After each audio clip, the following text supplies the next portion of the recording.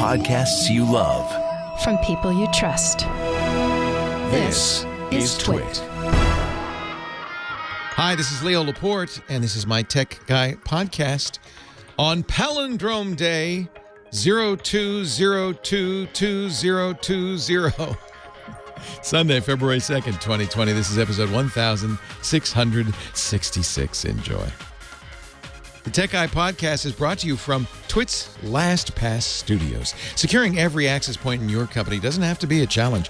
LastPass unifies access and authentication to make securing your employees simple and secure.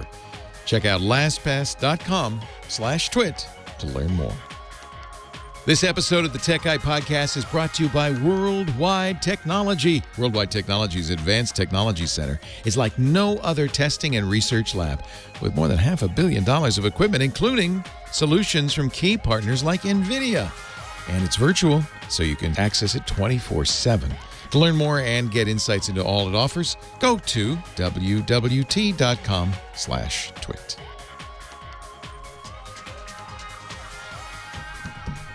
Well, hey, how are you today? Leo Laporte here, the Tech Guy. Time to talk computers, the internet, home theater, digital photography, smartphones, smartwatches, everything with a chip in it.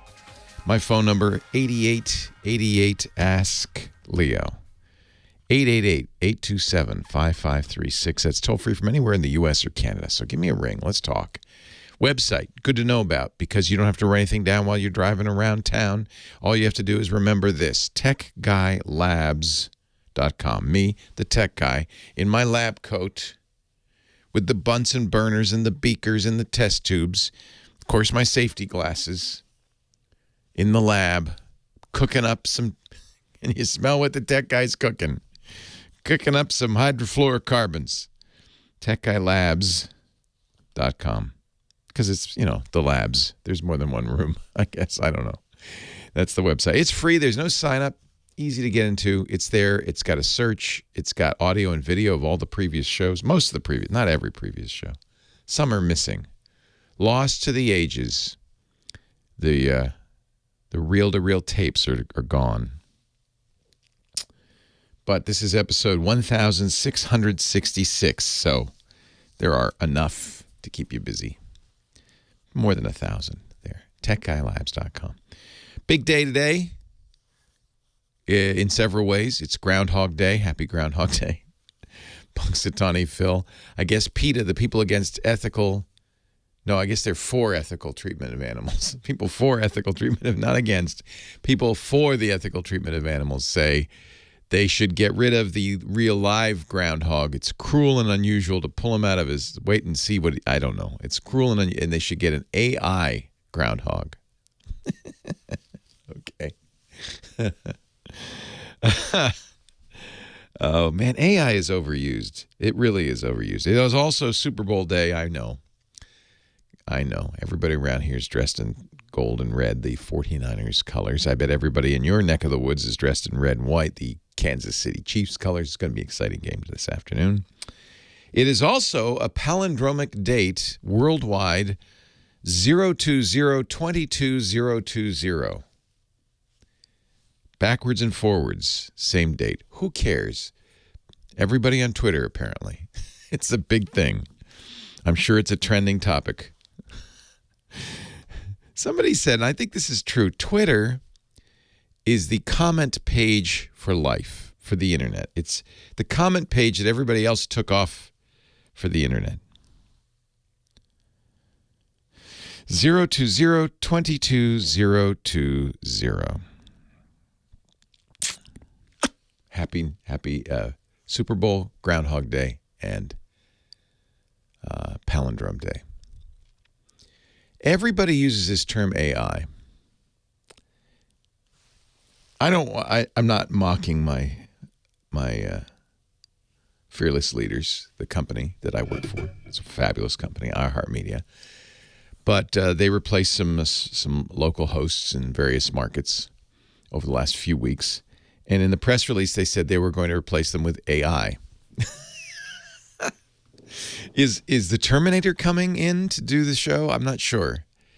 They could replace me with AI, but it's not AI. Let me be very clear.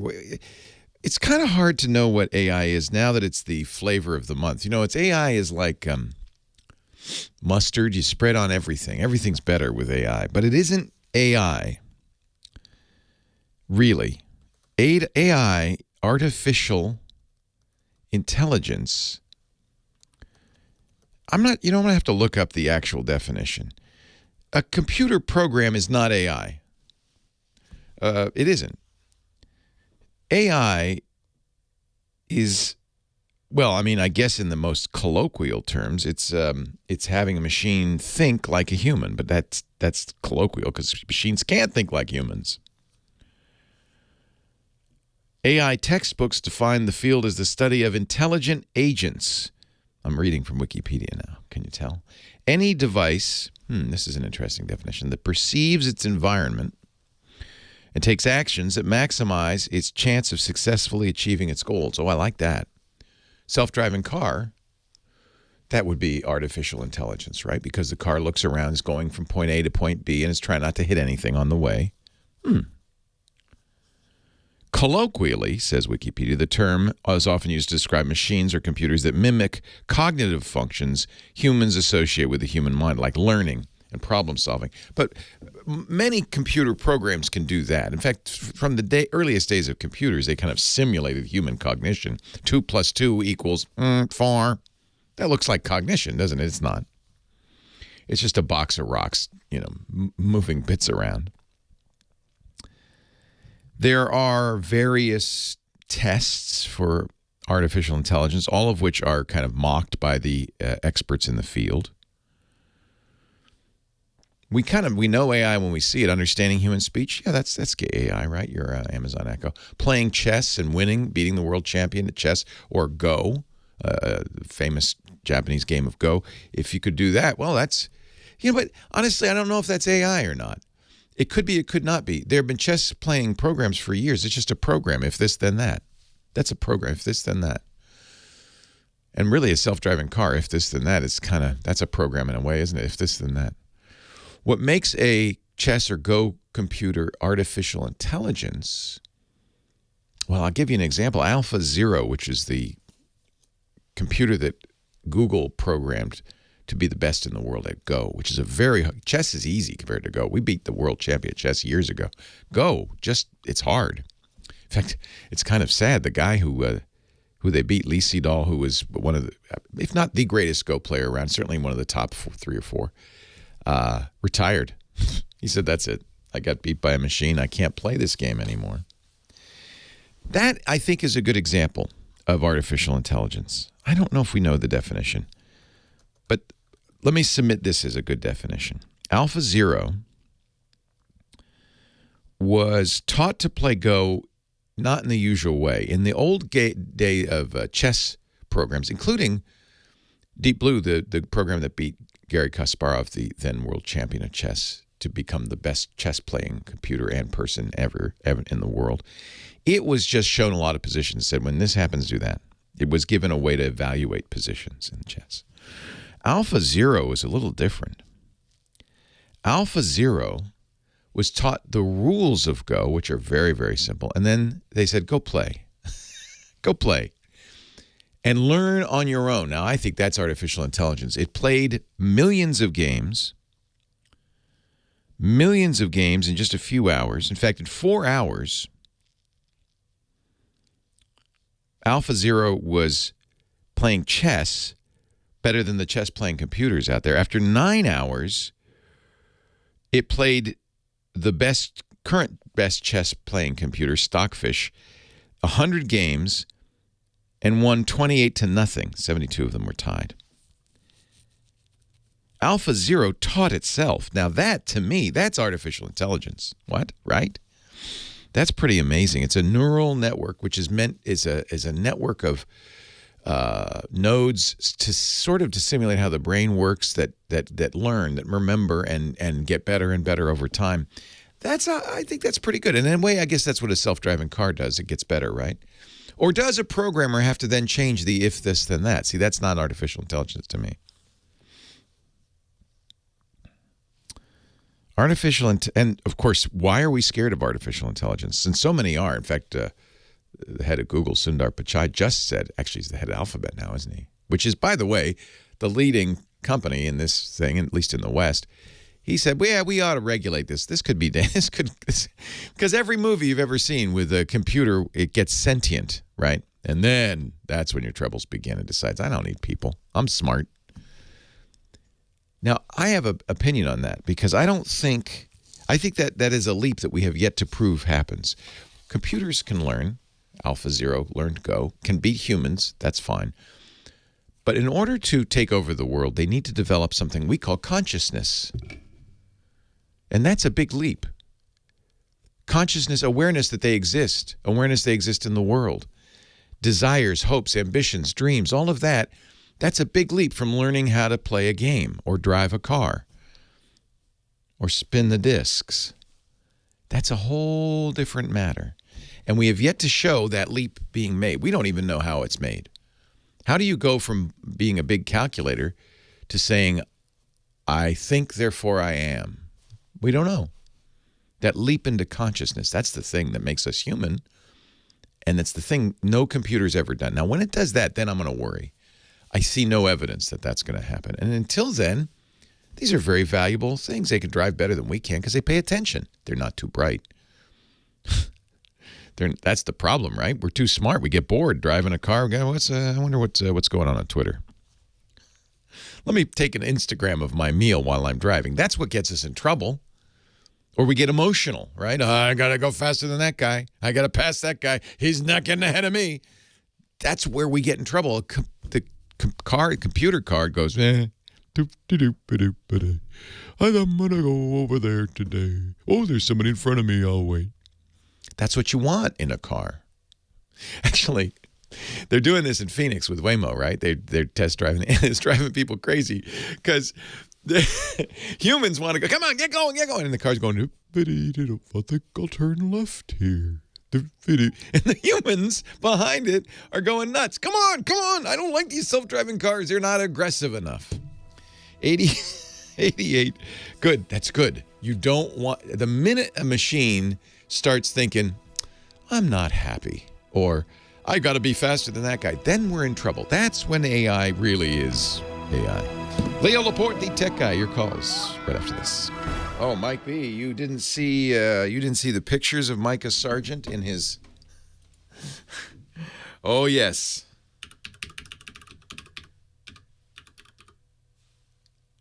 I hear a frog. Do you you didn't see the picture of Micah on iOS today? I think you're right. I think he is in fact a 49ers fan. Let me see if I can find this. Let me just see if I can find the picture of Micah and Leo fighting over, wow, you guys tweet a lot. Scrolling back through the tweets, the more tweets, the tweets. That's Tuesday. There we go. Micah and Leo fighting. Chiefs, Niners. And Anteater on KTLA picked the Kansas City Chiefs to win. Like I care. What do I care what an anteater thinks? I don't care. Thank you very much, Tokyo Tony. Ladies and gentlemen, the star of our show, the unbreakable Kimmy Schaffer. She's strong as heck. She don't take no Schaffer. Hello. Look at you in your Niners gear. Oh, yeah. 6:30 Eastern time cannot get here soon enough. It's pretty exciting. I have to work during the game. I know. I do a podcast. Twit ever.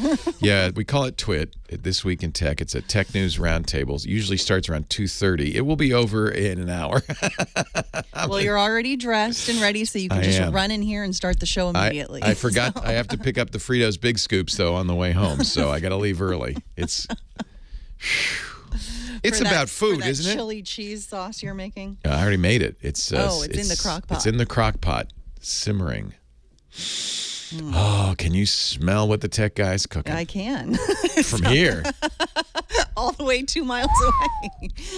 Yeah, I can't wait. But I don't have the Fritos Big Scoops. I'm going to have to eat it with pork rinds. That's disgusting. Ew. I know. Gross. I'll pick up the Big Scoops on the way home. Although, I've had this happen in past years. The store runs out. I'm kind of on wondering Super what Sunday. the shelves are going to look like when I get out of here. It runs out. I got to bring something to my party, but I don't know what it's going to be yet. Yeah. It's worse for me. I can't decide what's worse because next week is the Academy Awards. They also begin early, and I don't know what to do. I'll just watch the game here. I'll be a little distracted. John won't let you because he doesn't want to know until he gets home. I know. He TiVos it, which is probably a smart thing to do. I forgot to. My favorite feature of TiVo on the big game? Fast forward. It has so TiVo normally has skip commercials, right? Oh no, this one just skip all game. Commercials. It has skip game. It says I don't want to watch the game. Just go right to the next commercial. Yeah. I used it last year. It was awesome. What I want to do is I watch the game and then watch the commercials and then watch the commercials later to really enjoy for full enjoyment. Yes. 4K HDR commercials, baby. Who should I start the show with? How about Todd in Cincinnati, Ohio, who nicely told me that the 49ers beat his teams twice in the Super Bowl. Oh, those Bengalis. All right. Thank you, Kim Sheffer. Hello, Todd. How are you? Welcome. Leo, I'm doing well. It's a pleasure to speak to you. Thank you. The pleasure is all mine. Good luck tonight. As Kim mentioned, you guys have beaten us twice, the only 2 times we've ever appeared. And, hey, I'm still a 49ers fan. Some of those Niner Bengal games are pretty darn good. I remember them well. Very exciting. Yeah, we were your first victory, actually. Yeah, I know. Way back when. Was that the 90s or the 80s? It was a long time ago. 82 and 88 were the years. Joe Montana. Yes. So what can I do for you here? Well, I have a question that I know I've been listening to you for years, as most people say when they call. But I have a question that you have probably been asked many, many times, but until it becomes relevant in my life, I probably just listen to it and move on and listen to the next caller. We count on that. Otherwise, honestly, there's only a few different questions. I count on your poor memory for the answers. Excellent. I have one of those questions. Okay. So I'm able to and been in the process of creating content for a podcast. Yeah. And, I'm capable of doing all that. And I'm really pleased with how that's going. I haven't launched anything yet. Yeah. But what I'm trying to find out next, and I figured I'd ask the guru, what are the best next steps? Or where do I go to, decipher through all the different options of how you can get your RSS feed sent? Oh, I can make this really easy for you. The good news, when I started podcasting in 2004, it had just been born, and it was so early that there weren't really any podcast clients. I think Adam Curry wrote a simple one. There were a couple, and to be honest, I had to do everything by hand. I was making it. We were making it up as we go along. I had to create my own RSS feed. Along comes Apple with iTunes a couple of years later. We had to change everything. But, by now, it's 15 years later, it's pretty darn easy. So here's the thing with a podcast. First of all, 7,000 new podcasts a week launch. 7,000. Of them, fewer than 10% do episode 2.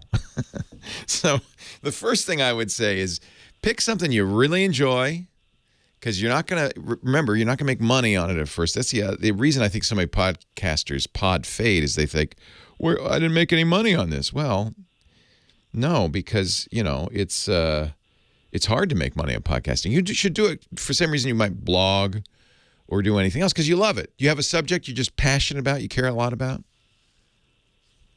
Do I personally? Yes, music. Beautiful. So step 2 is, how do I make it? And that's become easier and easier. You can make a podcast on your phone, on your computer, and then you have to make the feeds that turn into a podcast. One-stop shop, no cost at all. Anchor, Anchor, Anchor.fm. Spotify just bought them for millions of dollars.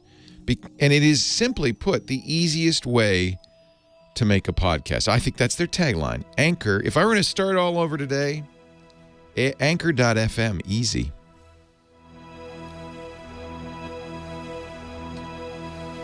So with Anchor, you can literally do it on your phone. You can put the Anchor app on your phone. You can record. It has all sorts of features. You can even monetize. They do ad sales because it's through Spotify now, and Spotify's trying to make money on podcasting. They do the hosting for free. They do the RSS feeds for free. They're literally free. There's no way you can pay them. And you can even make money if you start putting ads in there and all that. Plus, they give you great analytics. I think if I were going to start a podcast today, in fact, I did. I created a little silly one just to play with it. This is such a great way to make a podcast. So I used to have lots of, it was complicated. I'd recommend a lot of solutions. Do it on your phone with Anchor. Do you want to have multiple people on your show? Well, yes, and I probably failed to tell you a little bit about this at the beginning, but I have a studio in my house as a musician. Oh, so nice. Beyond just a phone, and since it is a music podcast, a lot of it will be like live music and perfect original. So you music. already know how to. Yeah, and by the way, that's the other thing that you got to be aware of music rights. But if you're doing live music, you already have a way to record it. Anchor will literally let you upload to Anchor. You don't have to use your phone to make it. You can upload a file to Anchor, so you can produce a whole show and just upload it. Awesome. Okay, and that's kind of the like I said, beyond the creation of it, and the fact that I realize I'm not going to make any money. It is a passion, and honestly, like a kinesthetic learner and anything else, like I would pick up things you've suggested over the years just to kind of learn and do it, not really make a living out of doing any of it, but just to stay on top of technology. The good news is all my previous answers up to like a year ago were out of date. You can now do it so easily. And that's one of the reasons there's so many new podcasts is because it's trivial to create a podcast. It's as easy as a blog now. The content. Yeah, you can do everything ahead of time. Since you know how to do production, do it all ahead of time, make a file, and you upload it to Anchor, and they do everything. They make the RSS feeds, the iTunes-specific feed. They help promote it, too, because they're Spotify. So if you could start to generate some buzz, they might even put you on the front page of Spotify, and then you're golden. Awesome. I greatly appreciate that. Can I ask you one more question before you get to the next one? What's going to be the name of the podcast, by the way? Open Jam. I love it. And it's going to be live music? It will be about music. It will be about local music for the most part because we have a local venue that needs some attention. Nice. That brings pretty good acts. Fantastic. And, I was a journalism major as a college student until I realized I couldn't make any money in the future doing it. So I went into healthcare. There will be a healthcare segment. There will be other things, but mostly music. And just kind of following what the passion is so I can enjoy it and not, again, care if I'm making it. Very smart. Very smart. And that's really the key. And that's the one thing I do tell people is, it's not a gold rush. Right. It's hard work. But if you love, that's why you should always pick something you enjoy more than anything. But if you love it. Well, so the follow-up question was, again, maybe some of these things have gone out of date, but I used to have on my Apple phone an app for you that once when I guess I had to clear my phone or deleted something or whatever, had to restart a new phone, I couldn't find that app anymore. Yeah. So all of our apps are written by independents, and some of them go away. And so but people are always writing new ones. So there is on the website, there's an apps page. I think it's twit.tv/apps. And we'll put, if there are new ones, we will put them up there. But honestly, most people just use Apple Podcasts, Google Podcasts, Overcast, Stitcher, Slacker, all of the traditional apps. We should have our own app. What about the Icecast or the M3U file? Oh, you want to listen to a stream. Okay. Yeah, you can do that. Just go to twit.tv. That's what I do now that we don't have the app. Yeah, that's fine too. That's for listening live. Leo Laporte, the tech guy with Sam Abuelsamid, the car guy, principal researcher at Navigant Research. He's the guy who introduced me to my first self-driving vehicle way back in 2012 with Chevy. 2011 at CES. He also is a podcaster. Wheel Bearings is a great car podcast. Wheelbearings.media. You were telling me, I was mentioning, because you're a longtime podcaster as I am, how easy it's become to do a podcast. Yeah, I mean, I actually first started doing one in 2007 when I was still writing for Autoblog Green. We did one and then moved over to the main. We revived the main Autoblog podcast, and for the last 3 years or so, we've been doing wheel bearings, which is a lot of fun. We like you, we've been using Skype up until last week when we actually did our first episode using a new service called Zencaster. I'll have to take a look at that. Yeah, it records the audio from each of the people locally and uploads it to their site, and then whoever's going to do the editing, you can either grab the whole thing and just take it straight, or you get each individual track. Yeah, with times it's become so easy. There's a real gold rush around podcasting, and I should point out that people are going to make money in this gold rush, much like the San Francisco 49ers gold rush in 1849. The people who made money were Levi's. They made the pants. The people who made the picks. The people who sold the donkeys, not the gold miners. No, definitely not. So Sam, I've made exactly 0 cents so far off wheel bearings. Super Bowl Sunday, and there are going to be lots of ads, including an ad from General Motors. Yep. For a brand new vehicle. Yep, they have a new pickup truck coming next year that revives an old name that's been dead for about 10 years now. They're bringing back the Hummer name. Wow! Now I always wanted a Hummer pickup truck. I thought the Hummers, which were based on the military vehicles, Arnold Schwarzenegger famously drove one, looked cool. He still does. Yeah, but they got 4 miles to the gallon or something. So an electric Hummer, I would be kind of interested. You said it's a pickup truck now? Yeah, there's going to be a pickup truck and an SUV. Will it look like the traditional Hummer? Probably not. So what they've shown so far is just this teaser image that you'll see in the ad today in the second quarter of the game. So the front end, it's got kind of the Hummers, traditionally had a 7-slot grill similar to a Jeep. And so they've got a stylized version of that, for an electric vehicle, since it doesn't need a traditional grill. And we don't know what the rest is going to look like yet, except all we know is the grill. Yeah. Well, we assume it's going to have, the traditional pickup truck profile, not something, triangular like the Tesla Cybertruck, based on what they've shown in a couple of recent presentations. But we're going to start seeing a whole slew of electric pickup trucks starting around the end of this year, when Rivian is supposed to launch the R1T and then the R1S SUV. The Hummer. And the Hummer is actually, they're not bringing back the whole brand as they had before, where it was a separate brand under GM. It's going to be a model under GMC. So it'll be the GMC Hummer EV. And so that's coming in the second half of 2021. There's going to be an electric F-150 from Ford next year. Workhorse, another EV startup, just announced that they're going to show their first electric pickup in June at the Detroit Auto Show. And Fisker, who you may remember from the Fisker Karma about 10 years ago. Henrik Fisker is back with a new car maker, and he's also planning to do a pickup truck. And he released a rendering of it this week. So, everybody's getting into pickup trucks, and it's going to be interesting to see how well pickup truck buyers adopt electrification, because these electric pickups should have no problem with towing capability, because they've got all this torque from these electric motors. The challenge they're going to have is going to be in terms of range when you actually start using this thing the way you use a pickup. If you load up the bed with 2,000 or 3,000 pounds of stuff, or tow a 10, 11,000 pound trailer, that range is going to drop off really fast. So Elon's making a truck, the Cybertruck, that won't be out for a couple of years. There's also Rivian making a pickup truck. And I heard Ford might make an electric F-150. So this is a category that's going to get kind of crowded fast. Yeah, no, absolutely. It's going to be, by the end of next year, we'll have at least 3 and maybe 4 or 5 electric pickup trucks on the market. Wow. I wouldn't mind an electric pickup truck. I think that'd be kind of fun. No, I mean, it certainly, it addresses one of the big challenges of big trucks, in that they are the heaviest consumers of fuel.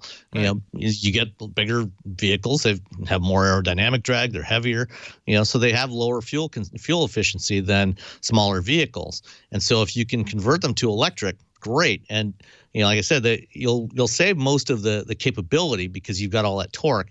The question is, how much range are you going to get when you actually use it as a truck?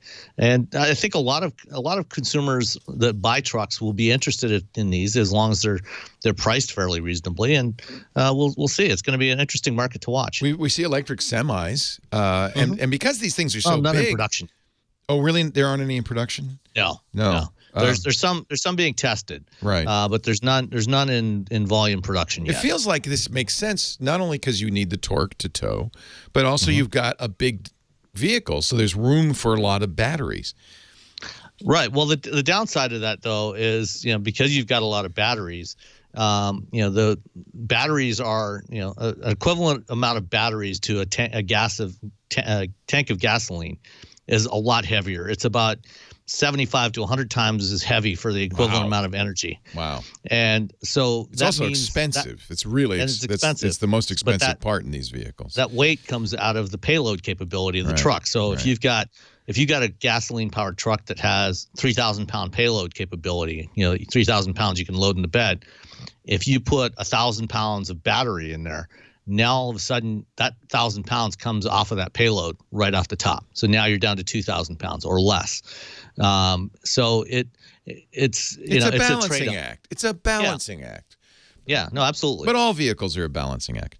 Do you think that the electric Hummer will look like a pickup, or will they do as Elon Musk did, make it something different? I mean, you can do anything you want, right? Yeah, during the announcement they had earlier this week that they're retooling their Detroit Hamtramck assembly plant to build this thing, the backdrop that they had, you can see over my shoulder, just showed a profile of a truck, which is a very traditional pickup truck profile, and I think that's what the profile of this thing's going to look like. We won't see the full Hummer EV pickup until May. That's when they're going to unveil the full thing. But I think it's gonna be a more modern design, but it'll still be the traditional pickup truck profile, because I think that's what truck buyers will actually want, because you can reach into the bed to get stuff and load stuff in there. I think that's one of the challenges that for using something like the Cybertruck as a truck is going to be challenging because of the way it's shaped. But I can put an small electric vehicle in the back. Like a little pod. Yes. You can't do that. GM is all in on this. The Hollywood Reporter says the cost of 30 seconds on today's Super Bowl is $5.6 million. And that's just the ad. That's just hired LeBron James, the spokesman for the Hummer. That's just the ad. LeBron costs that much too. So at least. So these are when you're, and I have to say it's the best part of the Super Bowl. Well, in this case, with my team in it, it might not be the best part, but it's amazing to see the amount of money they put into this. And when you're spending $5.5 million on that 30-second ad, you're going to make it a compelling ad. So I'm looking forward to seeing what GM does with the electric Hummer. Sam Abuelsamid, if you like cars, you'll love Wheel Bearings, his podcast at wheelbearings.media. He's a principal researcher at Navigant Research, and he's my car guy. I talk to him every week on the show and get the latest on automotive technology. Thank you, Sam. Have a great Super Bowl. We'll talk next week. All right.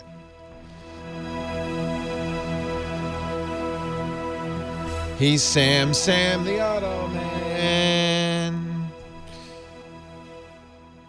Are you going to be watching the game tonight? There's a game on? I just set my TiVo so that I record the ads. my only interest in sports ball is knowing which Saturdays in the fall are University of Michigan home games, so I can stay away from that side of Ann Arbor, so I don't get stuck in traffic. Yeah, it's nice. In fact, because the Bay Area's team is in it, today would be an excellent day to go to the movies, go shopping. Drive around. There will be nobody on the road. In fact, there's already nobody on the road. It's really quiet. Actually, around here, knowing like what time is the start time for University of Michigan games, 5 minutes after that is the best time to go to Costco, because Costco is about 15 minutes from Michigan Stadium. Yeah, Costco will be empty today. Place is deserted. Yeah, very smart. That's smart. Yeah, there's an advantage not being into sport ball. Yeah, the only sport I'm really into as far as watching it is auto racing. Well, other than that's your business. Yeah. To me, that's the most boring sport ever. Just a bunch of people turning left. Oh well, not if you watch sports car racing, because then they turn right too. Oh, ooh, that's exciting. They have both. They have both kinds of turns, right and left. Thanks, Sam. I spent last weekend watching the 24 Hours of Daytona. So. Oh wow.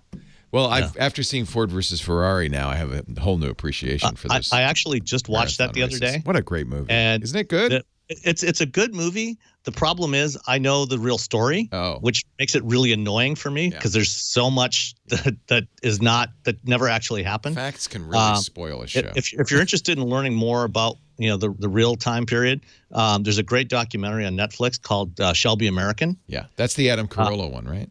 Yeah, he produced it, and it's a really good. It's really well done, and it has a lot of the people that were actually part of that, and a lot of archival footage, and it's a good documentary. Nice.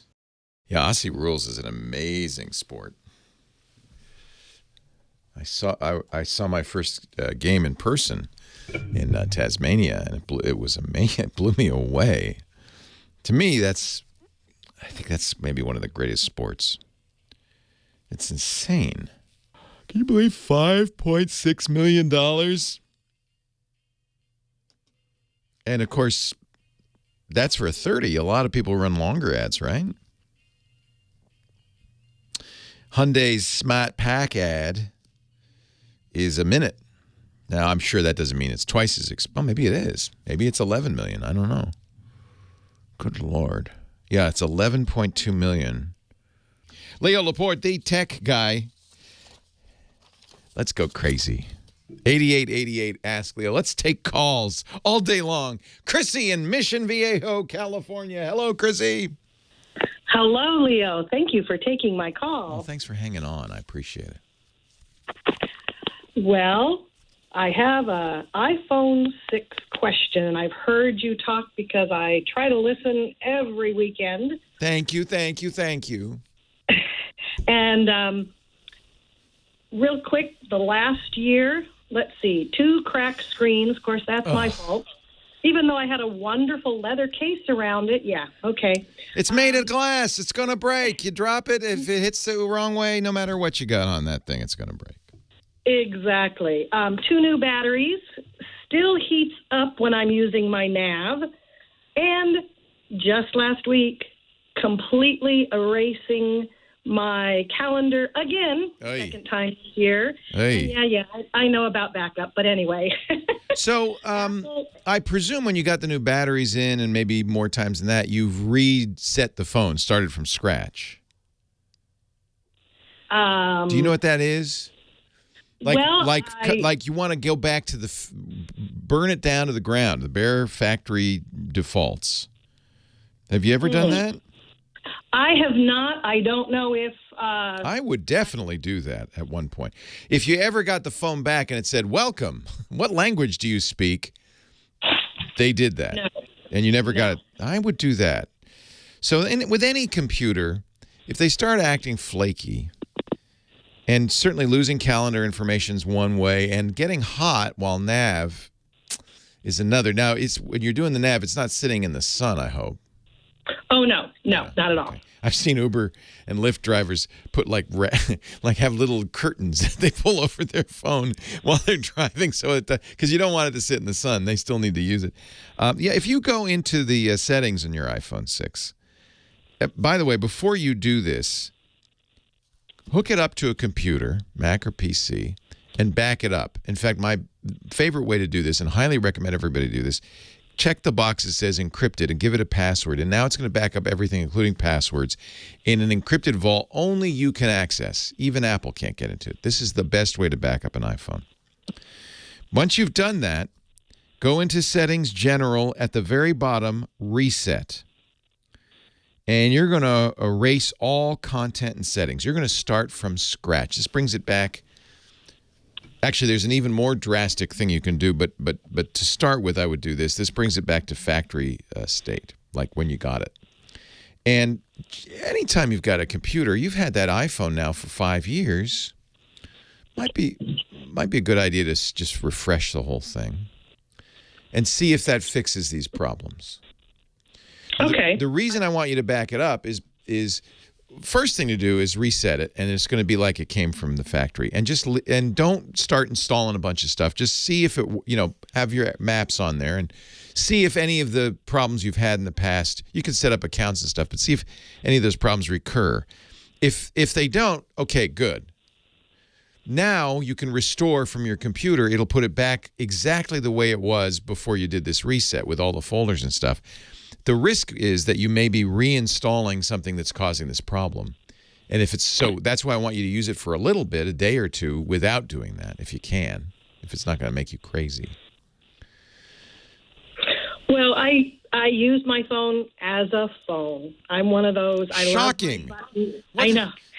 My God, woman, are you insane? I am. I still use a paper calendar. I'm what?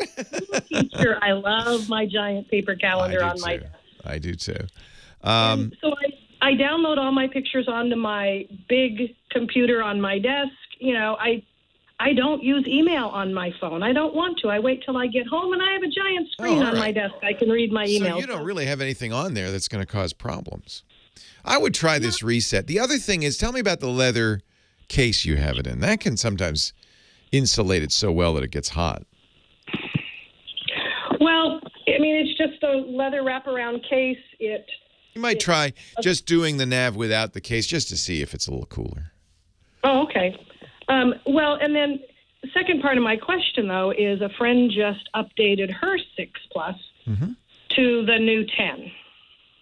But I'm not a real fan of the idea of face recognition, and I don't like the idea of missing the button because she swipes, and it's very annoying. Yeah, it's a whole new user interface without the home button. There's one other thing she lost, the headphone jack. Yes. That's for a lot of people. That's a big one too. I know. My mom. I keep trying to get. I'll buy my mom whatever she wants, and I keep trying to get her a new iPhone, and she loves her 6S. She just loves it. She doesn't want to upgrade it, and I think the headphone jack's a big part of that, but certainly the home button too. I don't see any reason, especially the one thing that does wear out is the battery. The other thing that will become an issue over time is. You may not be able. I don't know if you can put iOS 13 on that. You said it's a 6 Plus? Yes. Yeah, I think you might not be able to get the latest iOS. You can get iOS 12 on it. I'm not sure. And that may or may not be a disadvantage. One of the reasons we like to put the latest operating system on there, not the new features and the way they change everything. Nobody likes that, but because of security. But they are still patching iOS 12, so I think you're probably okay. Yeah, I have iOS 12.4.5. It says as my next update. And they did a surprising thing for Apple. They put security patches out just the other day for iOS 12. So that's good. That means you're getting up to date. So you're up to date. You have security. You got a new battery. That's the one thing that tends to wear out on older phones. Everything else should be fine. And if you're happy with the performance, especially since you're not doing anything fancy, I see no reason to upgrade. You'd mentioned on a previous show that Apple replaces batteries cheap on the 6 because they did. They did, but not anymore. Oh. There was a program for about a year because they had problems with those for $39. My mom did this. It's like a new phone. She was so happy. Now you have to pay whatever it is, $80 or $90. But you did it twice already. I don't think you should. How long ago was the last replacement? October. Oh yeah, these take 2 or 3 years to wear out at the fastest. You're fine. Well, but it's still doing all of those things. Well, that's not related to the battery. Oh, okay. What the battery wearing out means you just won't be able to charge it. It won't last very long. It'll the battery will go dead. I was thinking the heating up was due to the battery. Yeah, no, that could be other things.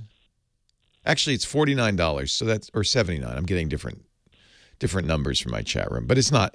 But you don't need that. You did it in October. It's not. It's a brand new battery. Okay. No, I don't think the heating up is because of the battery. That's because of something running on it. Try refreshing it, starting over. Okay. All right. Super. Well, thank you so much. I appreciate it. Thank you for listening. Thank you, Christy. I appreciate it. Have a great day. This is a real problem for me. Is that computer technology doesn't wear out. Moving parts wear out, but chips don't. If it's well designed, it doesn't get hot. Now, heat is the thing that will kill it. So, it isn't. You don't want to. You don't want now. Hot is relative. If it's too hot to touch, that's too hot. So that is a cause for concern. I would take the case off. But if it's not getting, if it's warm is normal. If it's getting warm, and there are no moving parts in an iPhone. There's nothing going. The only thing that wears it out is that Apple obsoletes it, and that's not good. And it ends up on the landfill. And, no reason for that. Well, hey, how are you today? Leo Laporte here, the tech guy. Yeah, time to talk about computers and artificial intelligence, self-driving cars, the internet, Twitter, Facebook, Google, anything on your mind. 8888 Ask Leo. Very happy to see that the FCC, I don't know, I have mixed feelings about it. 1 year, almost to the day that the EFF, New York Times, and others, Vice, Motherboard, showed that your cell phone company, many cell phone companies were selling personal information about how you used your phone, where you were, and so forth. Remember that article? Remember that way back when? The FCC just this week said, "Oh yeah, maybe we gotta, I don't know, should we do something about that?" They didn't actually do anything about it, but they said they're going to look into it. The 1 year later, the FCC says, one or more carriers, they wouldn't say which, broke the law by selling user location data to data brokers who sold it on to people like bounty hunters. That was the New York Times story. In a letter to a member of the House of Representatives this week, Ajit Pai, the chairman of the FCC, said, "I wish to inform you." If you get a letter from the FCC, at least in my business, that starts, "I wish to inform you," I wish to inform you that the FCC's Enforcement Bureau has completed its extensive, year-long investigation and has concluded that one or more wireless carriers apparently violated federal law. And we're going to look into it, darn it. In the coming days, Pai wrote, "I intend to circulate to my fellow commissioners," the FCC has, a bunch of commissioners, "for their consideration one or more notices of apparent liability for forfeiture in connection with the apparent," that's three apparents now, violations. It's apparent. One FCC commissioner, one of the Democrats, Jessica Rosenworcel, said, "For more than a year, the FCC was silent after news reports alerted us that just for a few $100s, shady middlemen could sell your location within a few hundred meters based on your wireless phone data." The problem is the FCC, even if they do decide to levy fines, has given these companies a year to continue to sell, make some money so they can pay the fines. Usually the fine's much less than they make. Ron Wyden, senator, wrote, "When I alerted the FCC in 2018 that wireless carriers were selling their customers' location data to a shady prison phone company, which was allowing prison guards to track American cell phones, I knew immediately the practice was a security and privacy nightmare. Dogged reporting by Motherboard and the New York Times revealed this was just the tip of the iceberg. I'm eager to see whether the FCC will truly hold wireless companies accountable or let them off with a slap on the wrist." It's an apparent slap on the wrist. We shall see. The CTIA, which represents, this is a trade association representing your fine cell phone company, said wireless companies are committed to protecting the privacy of consumers and share location data only with consumer consent. Upon hearing allegations of the misuse of data, carriers quickly investigated, suspended access to the data, and subsequently terminated those programs. I'm sure Ajit Pai will agree. And that'll be that. 8888. It's all better now. Don't worry. Don't worry. 8888. Ask Leo. Leo Laporte, the tech guy. Jack on Riverside, California is next. Hi, Jack. Hi, Leo. How are you doing? I am great. How are you, my friend? I got an issue with Apple TV, Spectrum app, and Apple and Spectrum go back and forth pointing fingers now. They're saying it's my Samsung TVs are out of date. What is the symptom? I have a fluttering issue. I've updated it. When you say in and out sometimes. When you say fluttering, is it going to black and back, or is it stopping and going again? Is it stuttering or fluttering? Yes. Yes. All of the above?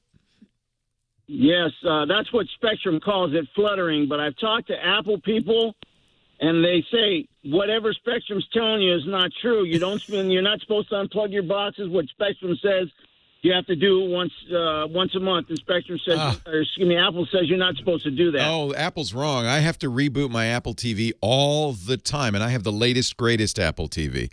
It gets hot and it gets flaky. I did it last night. It starts to now. What happens to me is I'm on the menu, and all of a sudden it goes to snow and white noise, and then it loses its internet connection. I reboot it. There's the easiest way to reboot it, by the way, and this usually works, is to press and hold the menu and the home button simultaneously for 5 seconds. That reboots it on your remote. The other way, of course, and I'm sure Apple doesn't like it when you do this, is to unplug it in the back and plug it back in. Sometimes you have to do that, and it doesn't hurt anything. They said you're not supposed to do that. I know. There's no hard drive in there. There's nothing that's going to hurt.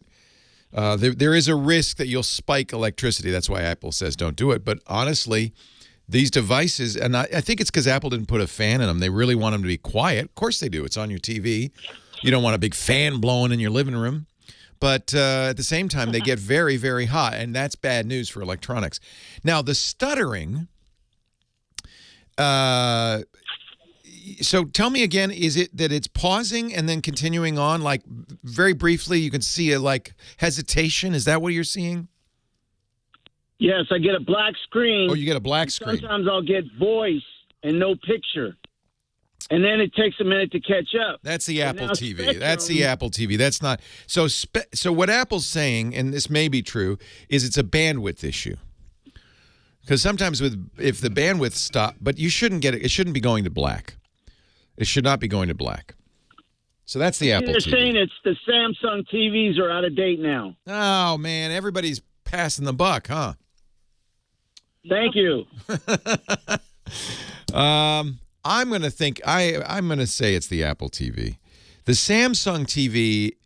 How old is it? They're about 8 years old. Yeah, that's fine. It's an HDMI connector. TVs, and they both do the same thing. Yeah, and it's an HDMI connector, right? I honestly think. How old is the Apple TV? Oh, I just got them last year. Yeah. Well, make sure you do updates on everything. I'm sure you have. I can't definitively say who's at fault. Obviously, they can't all be at fault. Do I need to replace TVs? No. That's what I'm saying. Do I need to replace No, I watch it on an 8-year-old TV without any problem. It's not the TV. It's not the TV. It's the Apple TV. It's almost certainly the Apple TV. If you can... If it's in the Spectrum app, though. Oh, wait a minute. Now tell me this. It only happens in the Spectrum app? You can watch Netflix, it doesn't happen? Correct. Oh. No. All right, well, that's different. It doesn't happen with Netflix, Hulu, YouTube. Okay. Only on the Spectrum app. Then it isn't the Apple TV. It's a Spectrum app. Then Apple's right, because your Apple TV works fine with everybody else. Remember, these apps, just like on your iPhone, just like on a computer, these are applications created by the vendor, in this case, your cable company, Spectrum. You know what? It isn't Apple's fault. I take it back because, and this is how we figure out these things, it only happens in that one app. Well, Spectrum, you need to fix the app. Now, unfortunately, you're at the mercy of Spectrum. Aren't we all, though, at the mercy of our cable company? I saw a survey a few years ago that said your cable company was number one on the most hated, above heart attack. Like, you'd rather have a heart attack than call your cable company. I know that's true for me. No, I don't want to have a heart attack. It's Spectrum. I don't know what to say. It's kind of one of these mixed up things because I know there are lots of people that use Spectrum. In fact, there are people in the chat room that use Spectrum on their Apple TV and don't have this problem. So it's hard for me to say exactly what's at fault. But if everything else works fine, it can't be the TV. It can't be the Apple TV. If the only thing that's causing problems is the Spectrum app, well, guess what? It's Spectrum. Good luck. Uninstall it, reinstall it. If you can, always go wired versus Wi-Fi. So if you're close enough to your broadband connection and your router, I would get a cable, an Ethernet cable. That's always going to give you better results, and it might actually fix the problem. That's been my experience. But it does sound like it's the Spectrum app. The podcast today brought to you by Worldwide Technology. I love these guys. We're going to go out to St. Louis March 5th for an event at Worldwide Technology's new Advanced Technology Center. I cannot wait to see this. $500 million worth of enterprise gear in there. Worldwide Technologies is an enterprise consultant, an enterprise team that helps you get the latest technology in your business. The ATC was started about 10 years ago. They built it so their engineers could spin up proofs of concept. They work in it every day, build reference architectures, custom integrations. It's got everything in there, hundreds of OEMs, key partners from high-tech heavyweights like Cisco and VMware, even AI stuff, even the latest and greatest like NVIDIA. They've got the AI stuff from NVIDIA. As an example, this is an incubator for IT innovation. This ATC is an amazing thing. And not only do they use it, but you can use it, and that's what I love. They have on-demand and schedulable labs or workshops for you, like NVIDIA's Deep Learning Workshop, along with hundreds of other labs representing the newest advances in architectural solutions to accelerate customers on artificial intelligence and machine learning and much, much more. The lab as a service is so cool. So they built this for their engineers, right?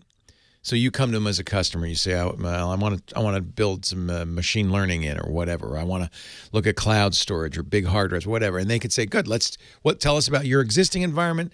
We're going to build a proof of concept that incorporates these new technologies, see how it all works. That's awesome, right? But now, this started last summer. You can do it too. This is a new digital platform that encompasses the entire ATC ecosystem where you can go and get access to articles, case studies, and hands-on labs using all this technology, this $500 million ecosystem. Is that awesome? Do your own programmatic testing. Let the engineers do it. WWT. This is why customers never leave Worldwide Technology. This ecosystem they built creates a multiplier effect of knowledge and speed and agility anytime, anywhere around the world for their customers. You got to try it. Learn more about the ATC, get insights into their newest features. Go to wwt.com/twit. WWT simplifies the complex. That's wwt.com/twit. Worldwide Technology and the Advanced Technology Center, delivering business and technology outcomes around the world. Thank you, WWT. We'll see you in March. 8888 Ask Leo. That's fun. Thank you, Lady Laura. That's fun. We'll play that game some more during the show. Chris Marquardt, our photo guy, coming up in about 10 minutes. Meanwhile, Teresa on the line from Signal Hill, California. Hi, Teresa. Hi, Leo. Third-time caller, but it's been a long time. Who's counting? I'm not counting. I know, but I just upgraded to Catalina. I am a serious amateur photographer who sometimes gets paid. Ooh, that's very serious. I've never been paid. That means you're a pro now. Well, I shoot a Z7, and I love it. Nice. But I'm wondering what antivirus I should use, and I'll have a second question. Are you on Windows or Macintosh? Macintosh. By the way, it's the same answer. None. I do not recommend antiviruses, Sam. I am. And the reason I do not recommend them, well, first of all, Windows 10 comes with an antivirus, Windows Defender. No, I'm on a Macintosh. I know. Let me finish the sentence. On a Mac, it doesn't exactly come with an antivirus, but Apple does some really excellent work to prevent you from getting bit. There are some kind of weird, freaky a handful of viruses people can get on the Mac, but they're literally just a few compared to Windows where there's 50,000. You're not going to get a virus if you are sensible. The reason I don't recommend antiviruses is anything you put on your computer can add to the unreliability of the computer and can even make it less secure. In fact, there are well-known situations where Windows antiviruses have actually let viruses in on Windows. Two of the biggest names, I won't repeat them because I don't want to get them mad at me, but you know the names. Mm-hmm. And because an antivirus operates at a very low level, it's risky. If that antivirus isn't perfect, it could actually let a bad guy in. It also gives you a false sense of confidence. Oh, I got an antivirus. I am impervious. I can't be touched. I'm go ahead, attack me. No antivirus, none, does better than 50%. It won't recognize the newest viruses. It often doesn't recognize variants of existing viruses. It's like the flu shot. Except, unlike the flu shot, it can actually make you worse, make you sick. So I just don't think you should use an antivirus. What you should do, the rules are very simple, especially on a Mac, but keep your system up to date. Whenever there's an update, apply it as quickly as you know. And the same of all your software. And Apple makes this very easy to do. It'll do it kind of mostly automatically. So keep up to date. That's number one, because that prevents bad guys from getting in the system. And then be suspicious of anybody who wants you to download a file, click a link. If you see install Flash on this Mac, don't. Don't. There's a little virus going around. It's about 5 years old called Shambles. That's exactly how it works. It says, oh, you can't watch this video. You don't have the latest Flash, except it isn't Flash. It's malware. So the bad guy gets on your system in one of two ways. Either because of a flaw in your system that allows him to just drive by and get on your system. That's why we patch. Or by tricking you into installing something. So when you see a link in messaging or email, when you see a download, when you get an attachment, be really suspicious. And you just don't want to open those up. Really don't. But I don't honestly think you need an antivirus. It's going to slow your machine down. It could make you less secure, and it'll give you a sense of confidence that you shouldn't have because they're not perfect. So I want you to keep taking photos, but if you are, you don't sound like the type that's going around as sketchy sites.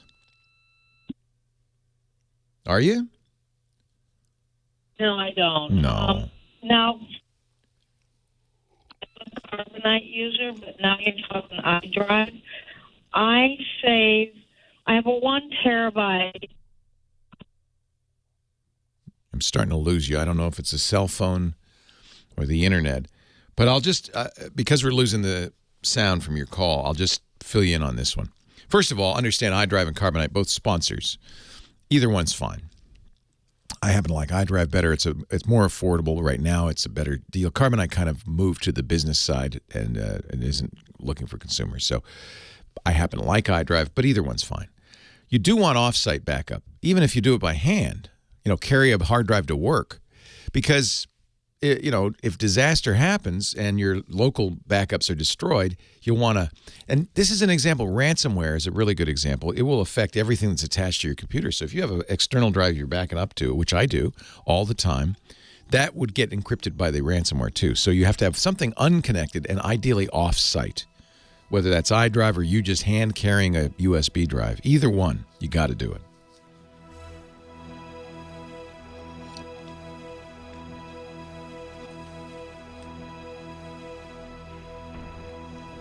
Ahem. I should ask you sometime, Chris, what you do, because, any professional photographer has to go the extra mile. I'll mention Peter Krog's excellent 3-2-1 backup. Yeah, that's pretty much what I do. Yeah. That's kind of it. Backup on the NAS, backup on Time Machine, backup on the NAS, backup in cloud. Right. And all automated, nothing, no manual interaction required, and it just happens. And I'm happy if I don't have to use it, but it just recently saved my butt. There you go. just one file that I lost. Yep. And it was out of my own stupidity. Yep. And Usually is. Yep. And then I got it in my backup. So I do exactly what you're doing. I have Time Machine running on my Mac, backing up to, because drives are cheap. So I have a big 4 terabyte external drive. I got an 8 terabyte drive on my desk behind the Mac. Yeah. Then I also have a Drobo, and I have my data drive is a separate external drive because I'm on an iMac.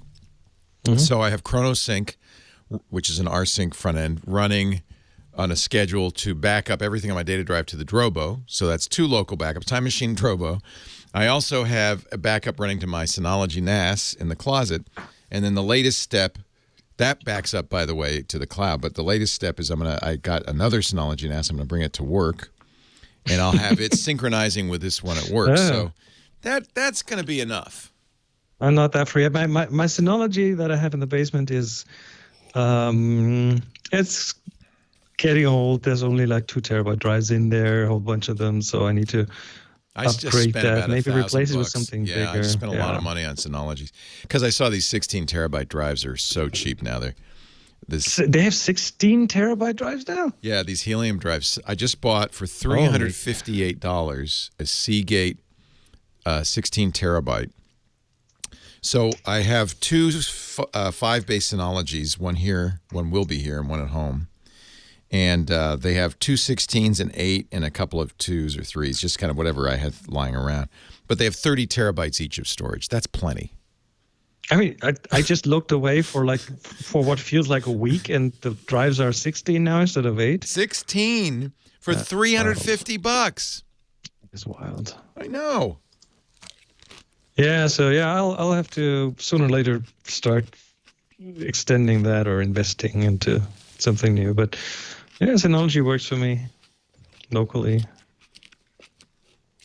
They have a new photo app coming with DSM-7, their new DSM, that merges photos and moments into one app. So I might start using that. I'm not using any of their services or apps. I just want it for backup. Well, I use Plex. Oh, for the video, yeah. Yeah, that's why I want 30 terabytes, because I'm going to use it as my DVR as soon as I can get the right hardware. That makes sense, yeah. Yeah, the one I have is a bit slow on the CPU side, so transcoding and stuff doesn't always work. Yeah, I had to get a new one for that. I've dabbled with it. I had to get a newer one. It's got a whole Celeron processor in it and 8 gigs of RAM. Whoa, stand back. Oh, for a media machine, that's fine. That's totally fine. It's only me using it. It's not like I have 1,000 users or anything. I do have a wiki on it, which I love. I love having a wiki. I don't know why. And then in the cloud, for the cloud backup, I use Wasabi with ARQ with Arc. There you go. So I like it. Yeah, I had a loss of half a year of photos once. Yeah, it only happens once. Permanence, and that taught me. Oh God, that's awful. I used to work for a company that wrote enterprise backup software. You should know better. I should have known better. Know better. Chris Marquardt and I were talking off the air about our backup solution, because we had the previous caller is a photographer. Photographers are one of the great customers of backup solutions, because you don't want to lose pictures. And if you're a wedding photographer, imagine the nightmare. You'd never work again, right? So Chris and I kind of have similar solutions, which is local backups. We're both on Mac, so Time Machine. Hard drives are cheap. Have Time Machine backing up to a hard drive. I have a program called ChronoSync, which automatically backs up my data drive to a second data drive. I have a Synology NAS in the closet, gets backed up to that. That gets backed up to the cloud.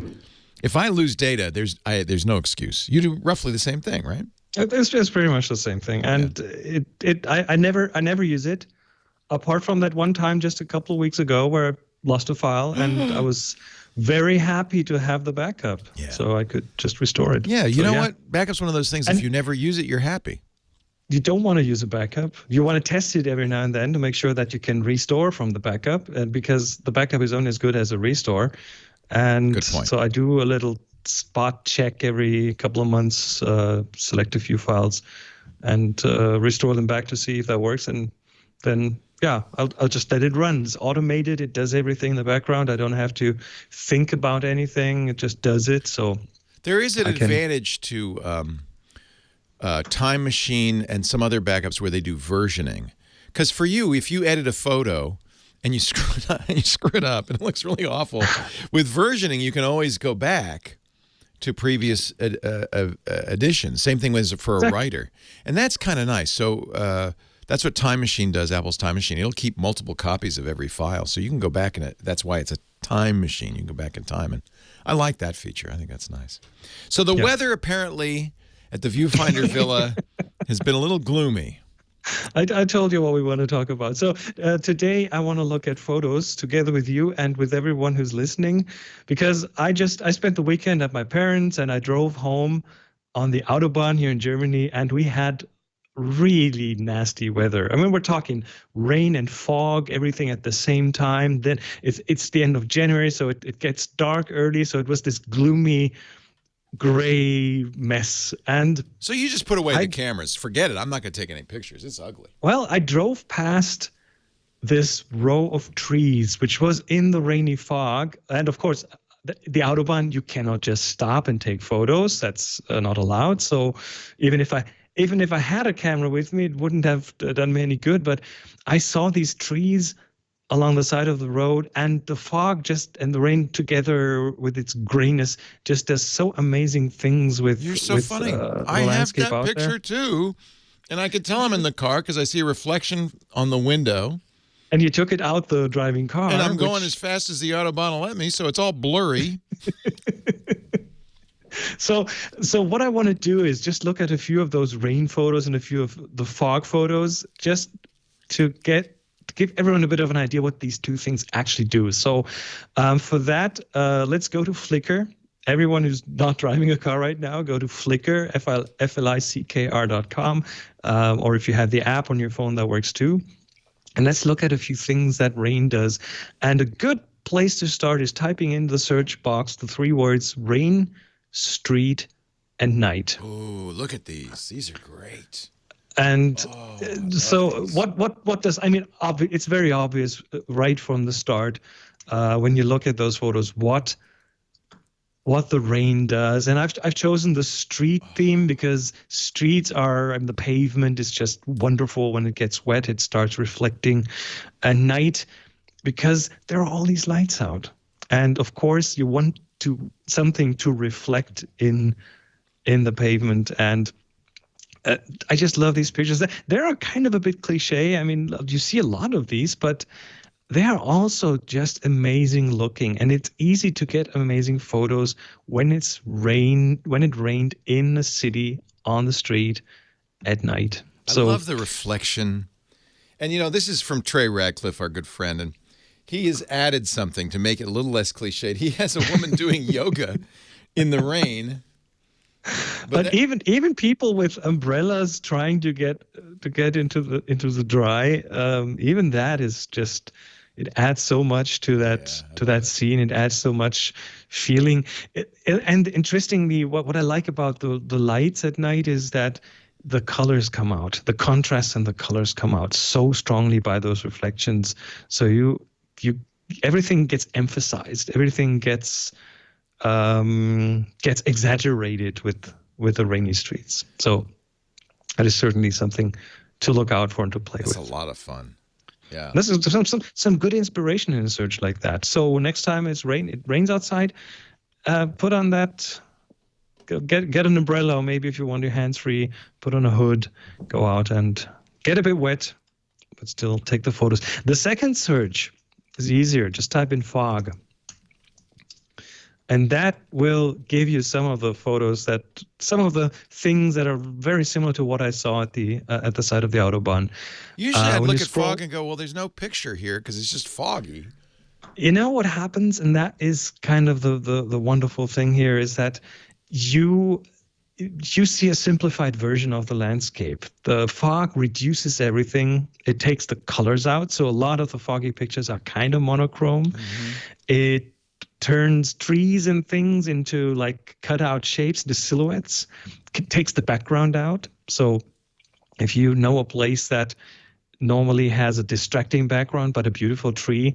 Go back there when it's foggy, and that's a general idea, by the way, for rain and for fog. Try to identify those areas that the places where it might be interesting when these weather conditions come up, because if you know those places, then you know exactly where to go. You go straight there in the rain, in the fog, and you might have these amazing street photos, or you might have these amazing landscape photos. That one tree that never works out because in the background there's, I don't know, some power lines and stuff that never really work with it. Now all of a sudden that background is gone. You have that tree with just a gray background, which adds so much, so much simplicity. It's minimal. It's minimal. It is a reduction. So rain makes reflections. Fog reduces things. I got 2 more lessons from this. One is tag your photos. That helps too. and or use title Flickr. Them, at least. Title them. Yeah, and then use Flickr, because this is where Flickr really is inspirational. You can see other people's work. You can do searches on tags, and it can get your brain going and thinking about new ways to take pictures, which is always what we're looking for, right? Yes. I love it. What is our assignment this week? The assignment is Journey still, and we will have a look at it, I think, next week. Oh, boy. Last chance. Take a picture illustrating the word or concept journey. And then we do everything on Flickr, flickr.com. It's free to have an account there. We're all pros here because we like to support Flickr, but free's fine too. And join the Tech Guy group, big group, thousands of people, I think more than 10,000 people in there. Lots of pictures too. Once you join the group, Renee Silverman, our moderator, will welcome you, and you can submit up to a photo a week. Tag it TG Journey, so we know it's kind of a submission for next week's reviews. TG Journey. Chris Marquardt does great photo workshops where you can become a better photographer and see the world. All of them listed at discoverthetopfloor.com. Thank you, Chris. Thanks. That was fun. Little fog fun. Yeah. The drive wasn't that much fun. Yeah. Eesh. But really, I mean, this was, the sun was setting. It was foggy. It was Where's your interesting pictures? light. And Are they on Flickr? I mean, did you push Flickr from that trip? No. Did you put up some from that trip? No, none from that trip. But my general photos are on Flickr / Nubui. Yeah. Oh, I love your pictures. Nubui. But I need to upload more. Me too.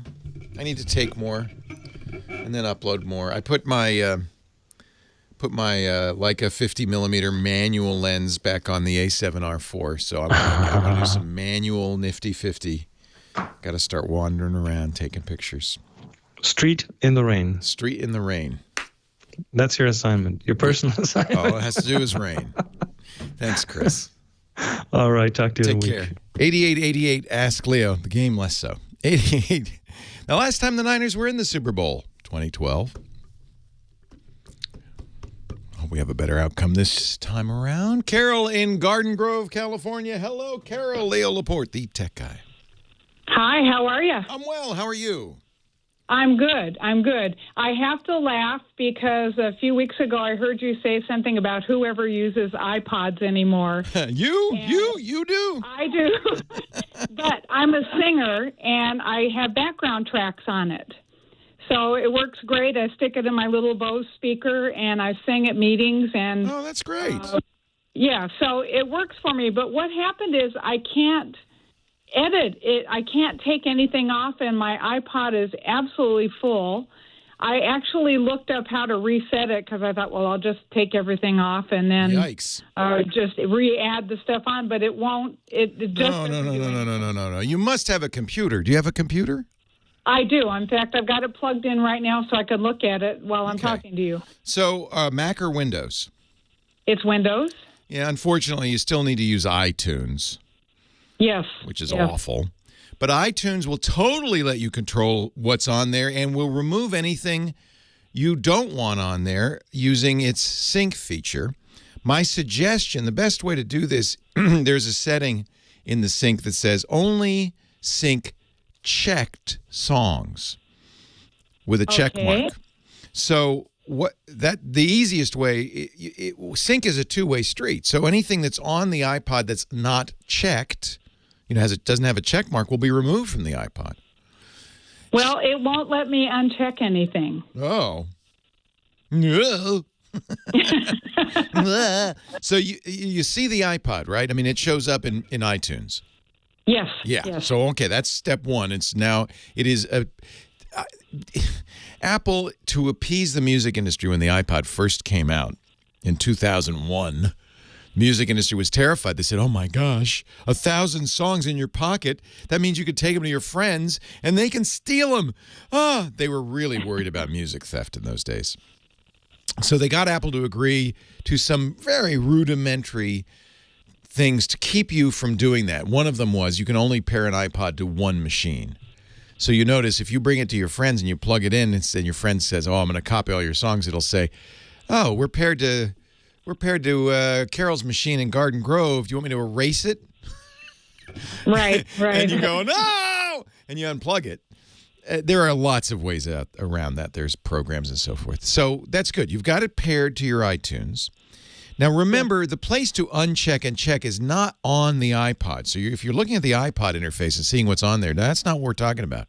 What you should be doing is looking at your music library in iTunes. Are all the songs in your iPod on the music library? No, not all of them. Okay, so there's no way they'd fit. They wouldn't fit on your computer? No, they wouldn't fit on my iPod. I understand, but they're all on the computer, right? Right. Okay. Yes. So So that's key. If you didn't have everything that was on the iPod on the computer, if the only copy was on the iPod, then you would have to download a program like Snooty or some other program. That's iTunes backwards, by the way. that will let you copy everything off the iPod. And normally when you plug in the iPod, if it sees songs you don't currently have on your computer, it'll say, oh, I see some songs. You want me to transfer them over? But that's an imperfect system. But we don't have to worry about that because you have everything on your computer. So go into the interface on the computer. Look at your library on the computer. That's where you check and uncheck. And the easiest way to do this, I presume, you have a lot of songs. You don't want to go one by one. But you can do it by album, by artist. You can pick an artist. Say, I want everything by Patsy Cline on there. Okay. You select Patsy Cline, and then you can do Command A to select all, and then check one of them. They'll all get checked. And then yeah. So the first thing to do is to go into your library, uncheck everything. There are other ways to do this, by the way. You can sync playlists. There are lots of ways to control this, but I think the check might be the way. You have to figure out what makes sense to you, but I always use check. So first thing you do, go in the library, uncheck everything. Select all, uncheck. Now, if you sync, nothing will go to your iPod. It'll all be cleared off. Oh, okay. And then I can add what I want to add. And then add what you want. Nice. Yeah. Oh, wow. Thank you. Scooter X has given me a link to a support page from Apple that describes what to do in case you and this always happens. You sit down at the computer and go, now, what did he say? Yeah. What do I do now? So this will explain. It's a page that says sync iTunes content on PC with your devices, and it shows pictures and all of this stuff. So okay, great. Yeah, oh, thank you. And I have been listening to you for years. And my best friend is from Rhode Island. So nice. Even though I don't know you, I feel like I have a connection because I've been there. There's so few people in Rhode Island. Exactly. I grew up there. My mom and sister still live there. I go back every year. She's from Pawtucket? Pawtucket is where I grew up as a kid. Oh, my gosh. When we moved. You're younger than us, so you wouldn't probably know her because we graduated in 69, she and I. So I lived on Glenwood Avenue in we moved there in, I think, 1959 or 1960. Oh. Glenwood Avenue in Pawtucket. Ask her if she knows. I will. I'm going to write that down. I'm trying to remember. I think it was 22 Glenwood Avenue, I think. I was just a little kid at the time. Hey, it's nice to talk to you. Thank you for listening, Well, thank Carol. you. I appreciate God bless you. it. Yeah, bless you too. Bye. Line 3, Rich, Santa Clarita, California. Hi, Rich. Leo Laporte, the tech guy. Hi, Leo. Hey, Rich. I'm looking for a dumb TV. I do not want a smart TV. I agree with you 100%. And good luck finding it. Because I hooked my TV, We all do. I'm basically using it as a monitor. The problem is it's so cheap for companies to put circuitry in there that connects to the internet that they just do it. And by the way, we've learned they also make money spying on what you do. That's why I don't want it. An excellent reason not to get one, right? So what I suggest is, A, don't connect your TV to the internet. It can't be a smart TV if it's not on the internet. So don't give it the Wi-Fi information. Don't do anything. And that'll dumbify it because it's not online. And then you can continue to use Roku or whatever else you want. What I do is I've got a computer that's hooked up to the TV and everything. Yeah. I don't have any channels on in any way. So I have been begging. Everything I watch is on. I have been begging for television companies to make a dumb like a computer monitor. No circuitry. Exactly. No circuitry. Just give me a screen. But they, I think they make money on the smart part. Yeah. Sure they So do. I'll ask, next time Scott Wilkinson's on, I'll ask Scott. The other reason you don't want a dumb TV, you don't want a smart TV is they're not that smart. They don't spend enough money to give them enough processor. They don't keep the software up to date. It it ages out all the time. You don't want it, the updates are annoying. On and on and on. It's much better to get an external box. Right now I'm watching probably a 15-year-old Samsung. Well, that's a dumb not even TV. An LED. It's a plasma. Yeah, I mean, I'm going to look. There may be some people who still make a TV without that circuitry. I'm looking at a Wirecutter article from 2016, 4 years ago, that said the Vizio is the best dumbish TV. But I think it's old. I don't think anybody makes one anymore.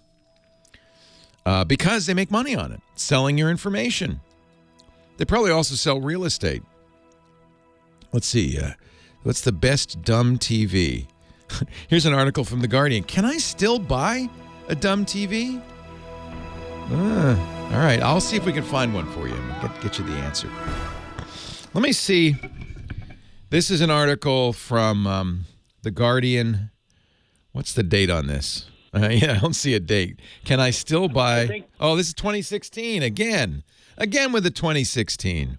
I have a feeling there are the best dumb TV from March 2019. I don't think these are that dumb, but they say TCL. That's a 40-inch, though. You don't want a 40-inch.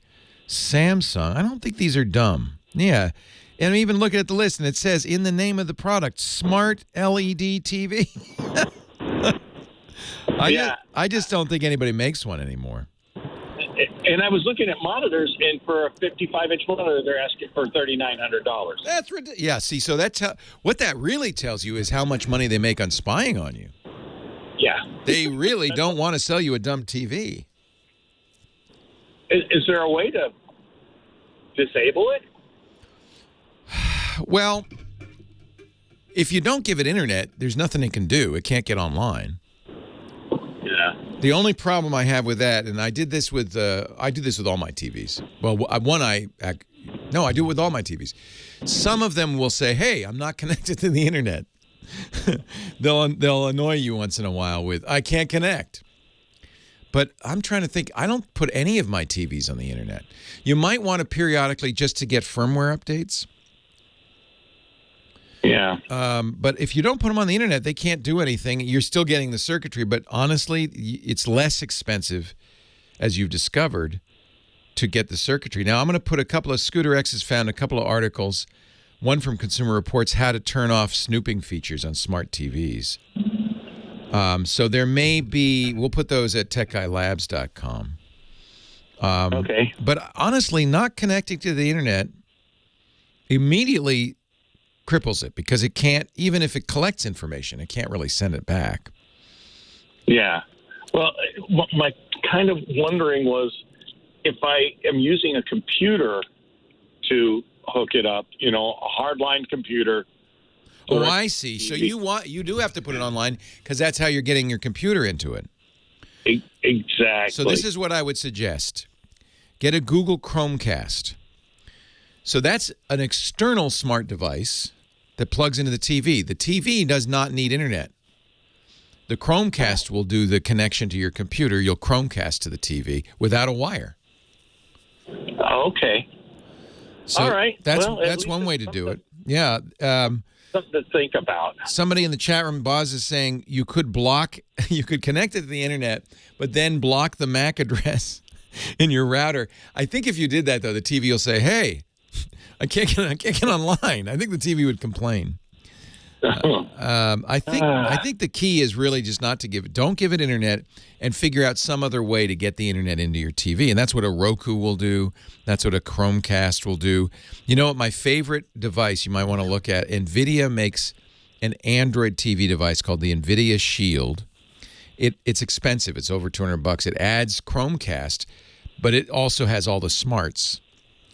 And it'll do 4K and all of that stuff. And then you could just turn off the internet on your TV and just connect up this NVIDIA. Now, the problem is any of those devices, including the Chromecast, are going to probably do some spying as well. I don't think Google's Chromecast has anywhere near the content recognition stuff that your TV does. Yeah. But as soon as you go online, whatever you're using to go online, even your computer's spying on you. Yeah. You're a little more control of it. So what you do it wirelessly through your computer, or do you wire it to your TV? No. My computer is wired. My computer is wired to my router, and my router is wired, or my computer is also wired to the TV. So that's why you need to turn on internet on your TV, because you're connecting to the network. Yeah. Well, you could, if you HDMI directly from the computer, there'd be no internet involved at all. But that's what I'm doing. I'm HDMIing. Oh, well, then you don't have to worry. So it doesn't matter if I have your computer doesn't need. Your computer doesn't need any internet connection. Just don't turn it on. I mean, your TV doesn't. Okay. Your computer's doing it all. Right. That's the way I like it. And even if the TV says, "Oh, I see what he's watching," it can't send it back to the home office. Right, because it can't use my computer as a link. No, it won't. Is that correct? No, that's right. It's just HDMI. It's just video. It's no data. Okay, perfect. All right. Well, thank you so much, Leo. I've listened to you for a long time, and I really appreciate what you do. Oh, I really appreciate the kind words. Thank you, Rich. You have a great day. You too. Take care. Yeah, HDMI does not send data back. Now, your computer may be doing all sorts of monitoring too. I mean, it's challenging to not be monitored. It's hard. There's a whole site devoted to this. I'll turn you on to. Now, these guys are kind of tinfoil hatty, but they give you all the tools you need to be, these guys care more about privacy than the average person. And it's privacytools.io. And they have all sorts of information on how to stay private. Now, there's always infighting on this site among the people who are more tinfoily than the others. Oh, I think Mozilla's fine. No, don't use Mozilla. Blah, blah, blah. So you have to understand you're wandering into a realm where people really are paranoid. So they do like Firefox. They used to recommend Brave, and they took it off, which I kind of disagreed with. But they, so this is, I follow these guys on Reddit. I read this site. If you want to know the hardest core privacy advocates and the tools they use, this is a good one.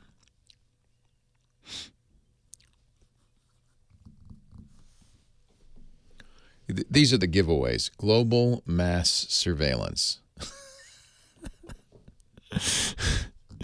Then, they're kind of, they're worried. And who knows, maybe they're right. I kind of agree with you, Golem. Internet inherently is not private. It's very difficult to use the internet privately. I would mention, tinfoil hat is merely a figure of speech. It's not. Nobody would actually wear a tinfoil hat. No, in fact, tinfoil hats do the opposite. They make excellent radio receivers. You're just giving them a target. Well, hey, how are you today? Leo Laporte here. The Tech Guy. Time to talk computers, the internet, home theater, digital photography, smartphones, smart watches, tinfoil hats, whatever it is. If it's got a chip in it, we'll talk about it. I wouldn't be surprised, given everybody's concern about privacy these days, and we were talking about it, getting a dumb TV, because the TVs today are subsidized. They're cheap because they're watching you. They're sending back information about what you watch. Kind of like, ratings a little bit, In fact, researchers have shown that even if you don't have a Netflix subscription, because every smart TV does come with Netflix, it will send information back to Netflix. But why would Netflix want that information? Well, they want to know what you like to watch so they can make more of it. That's all. They just want to make more of what you like. It seems to me that's okay. But I understand. We're all a little nervous about getting spied on these days. I wouldn't be surprised. I'm wearing a tinfoil hat right now, which, as it turns out, I've also read is the exact wrong thing to do, because the tinfoil merely acts as a nice big antenna on your head. So it doesn't protect you. It doesn't shield you. It, in fact, makes you more of a target. And certainly, just try walking down the street with it on, and you'll see what I mean. But I wouldn't be surprised if you didn't see a brisk market. In fact, business idea, I give it away. Somebody making some sort of headgear to protect your privacy. I don't mean merely a tinfoil hat, because but what it should do, maybe it should be made of some sort of shielding material, but it should also project invisible infrared light down over your face. Why is that? Well, we can't see it, but it blinds cameras. It blinds cameras. It looks like you're a giant globe of light walking down the street. And given that we've got face recognition out of control in this country and all over the world, London Metropolitan Police just announced they're going to turn on face recognition on the cameras. There's more cameras per square foot in London than anywhere in the world, except maybe in China.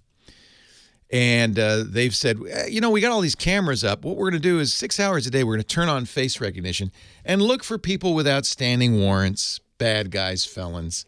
What could possibly go wrong? I saw a picture in the news today of some Londoners wearing oddball face paint, kind of like juggalo face paint, like clown makeup, to confuse, with stripes and lines and stuff to confuse face recognition. But then, people look at you like kind of weird.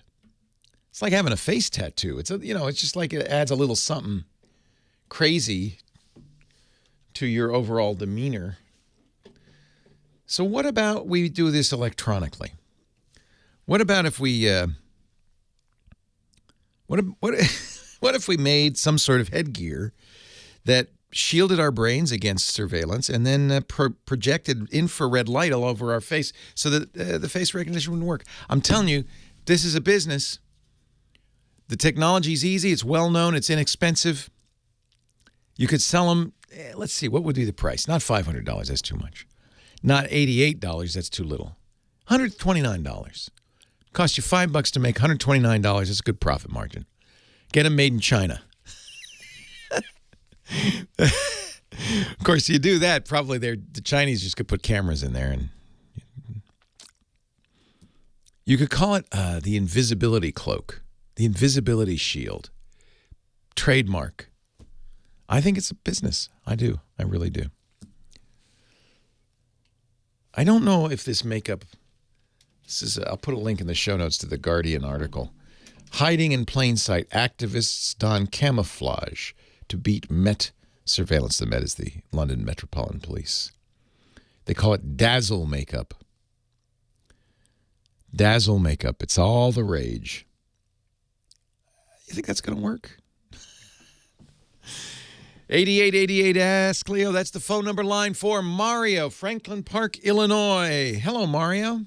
Hello, Leo. How are you? Wonderful. How are you? Thank you so much for picking my call. My pleasure. I have a studio, the Dell studio, that's about 5 or 6 years old. Okay. About 2 years ago, I replaced it with a Samsung solid-state drive. It's been wonderful. Nice. Big improvement. And everything according to your recommendations, of course. Thank you. And about 2 months ago, I upgraded. It was running Windows 7. I upgraded to Windows 10.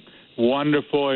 I backed up first to another solid-state external drive.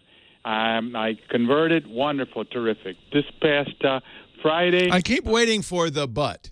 So far, everything's worked great. Set it up for you so that you know what I have. All right. So about Friday, I was working on because I use this PC for Excel and doing my taxes in Word and so on. So I was doing a small spreadsheet. It was time for dinner, so I closed the lid, came back after dinner, opened the lid, dark, nothing. So I kept turning the power on and off. Finally, it came on, and it's a dark screen, upper left-hand corner. It's a flashing, almost like a cursor. Lower right-hand corner, I get F2 and F12. Oh, yeah. Played everything. I've tried everything possible. F8, you can imagine. Yeah. Finally, I figured out that if I press F12 just for a second, I get a boot menu. Right. But I can nothing having to do with Windows 12. Yeah, it's not even getting to Windows. You're still in the setup mode. Right. In fact, in those days, it's an older computer. It's BIOS setup. Well, a couple of things there's a million things that could have gone wrong here. But sure. It's good news that you're able to get into a normal screen. That means that your screen didn't die. Right. The cable connecting your screen didn't die. It doesn't. It could be that the hard drive died, because you would get this if you couldn't get into the hard drive. It could be, though.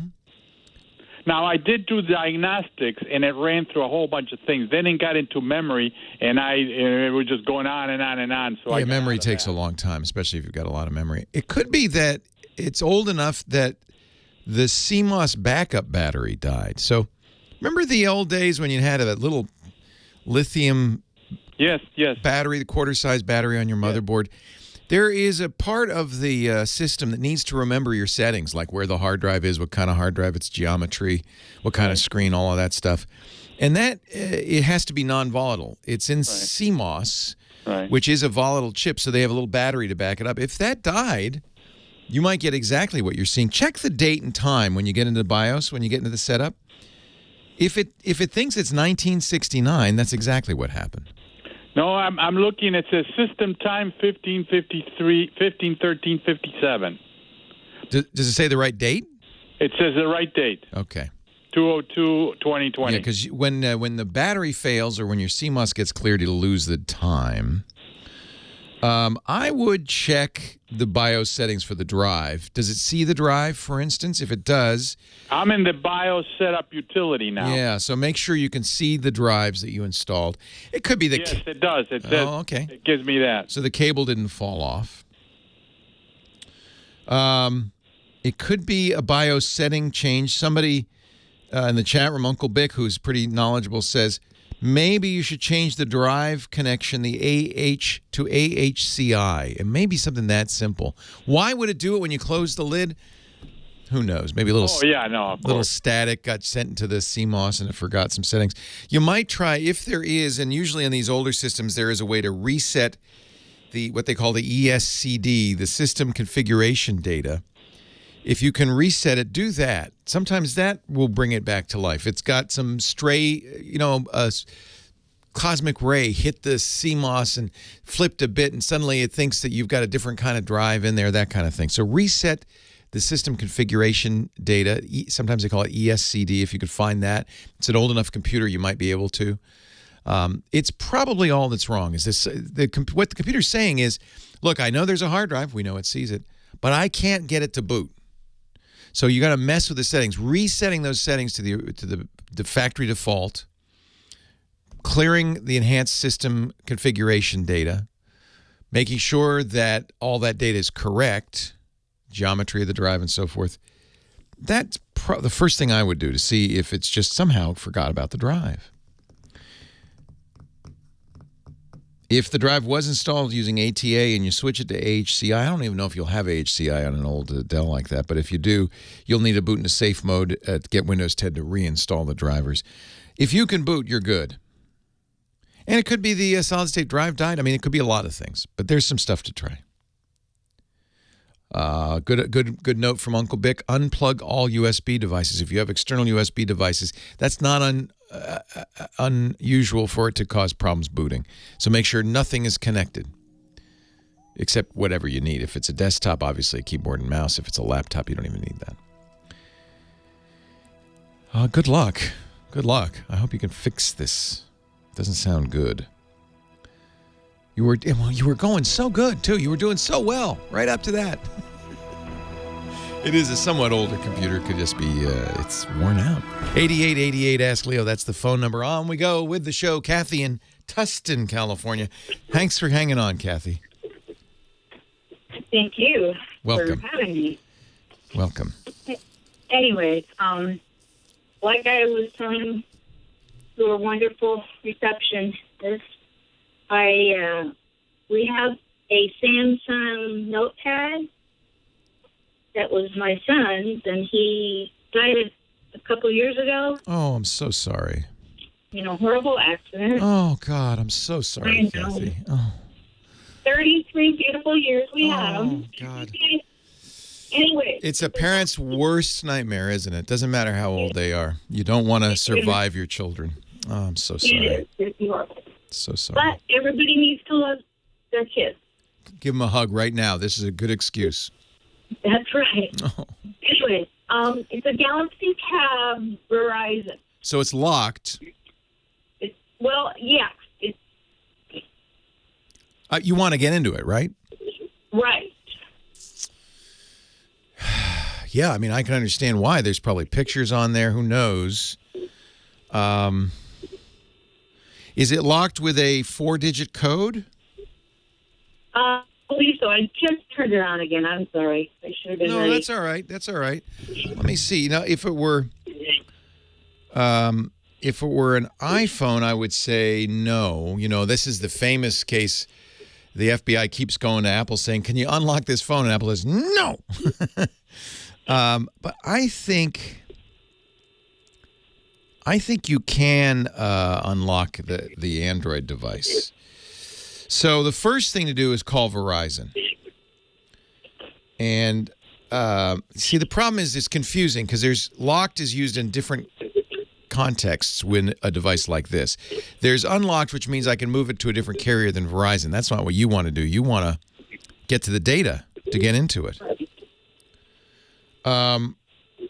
You might need to prove death with a death certificate. I hate to even say that, but generally speaking, this is an issue, privacy issue, right? And so they may be able to unlock it if you tell them the story. And they say, "Oh, yeah, of course." I would guess that they have the tools to get into it. Okay.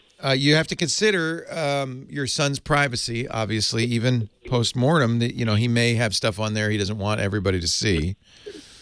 But at the same time, I would do the same thing in your shoes. I would want to know. I'd want to see. I'm so sorry. Yeah. Yeah.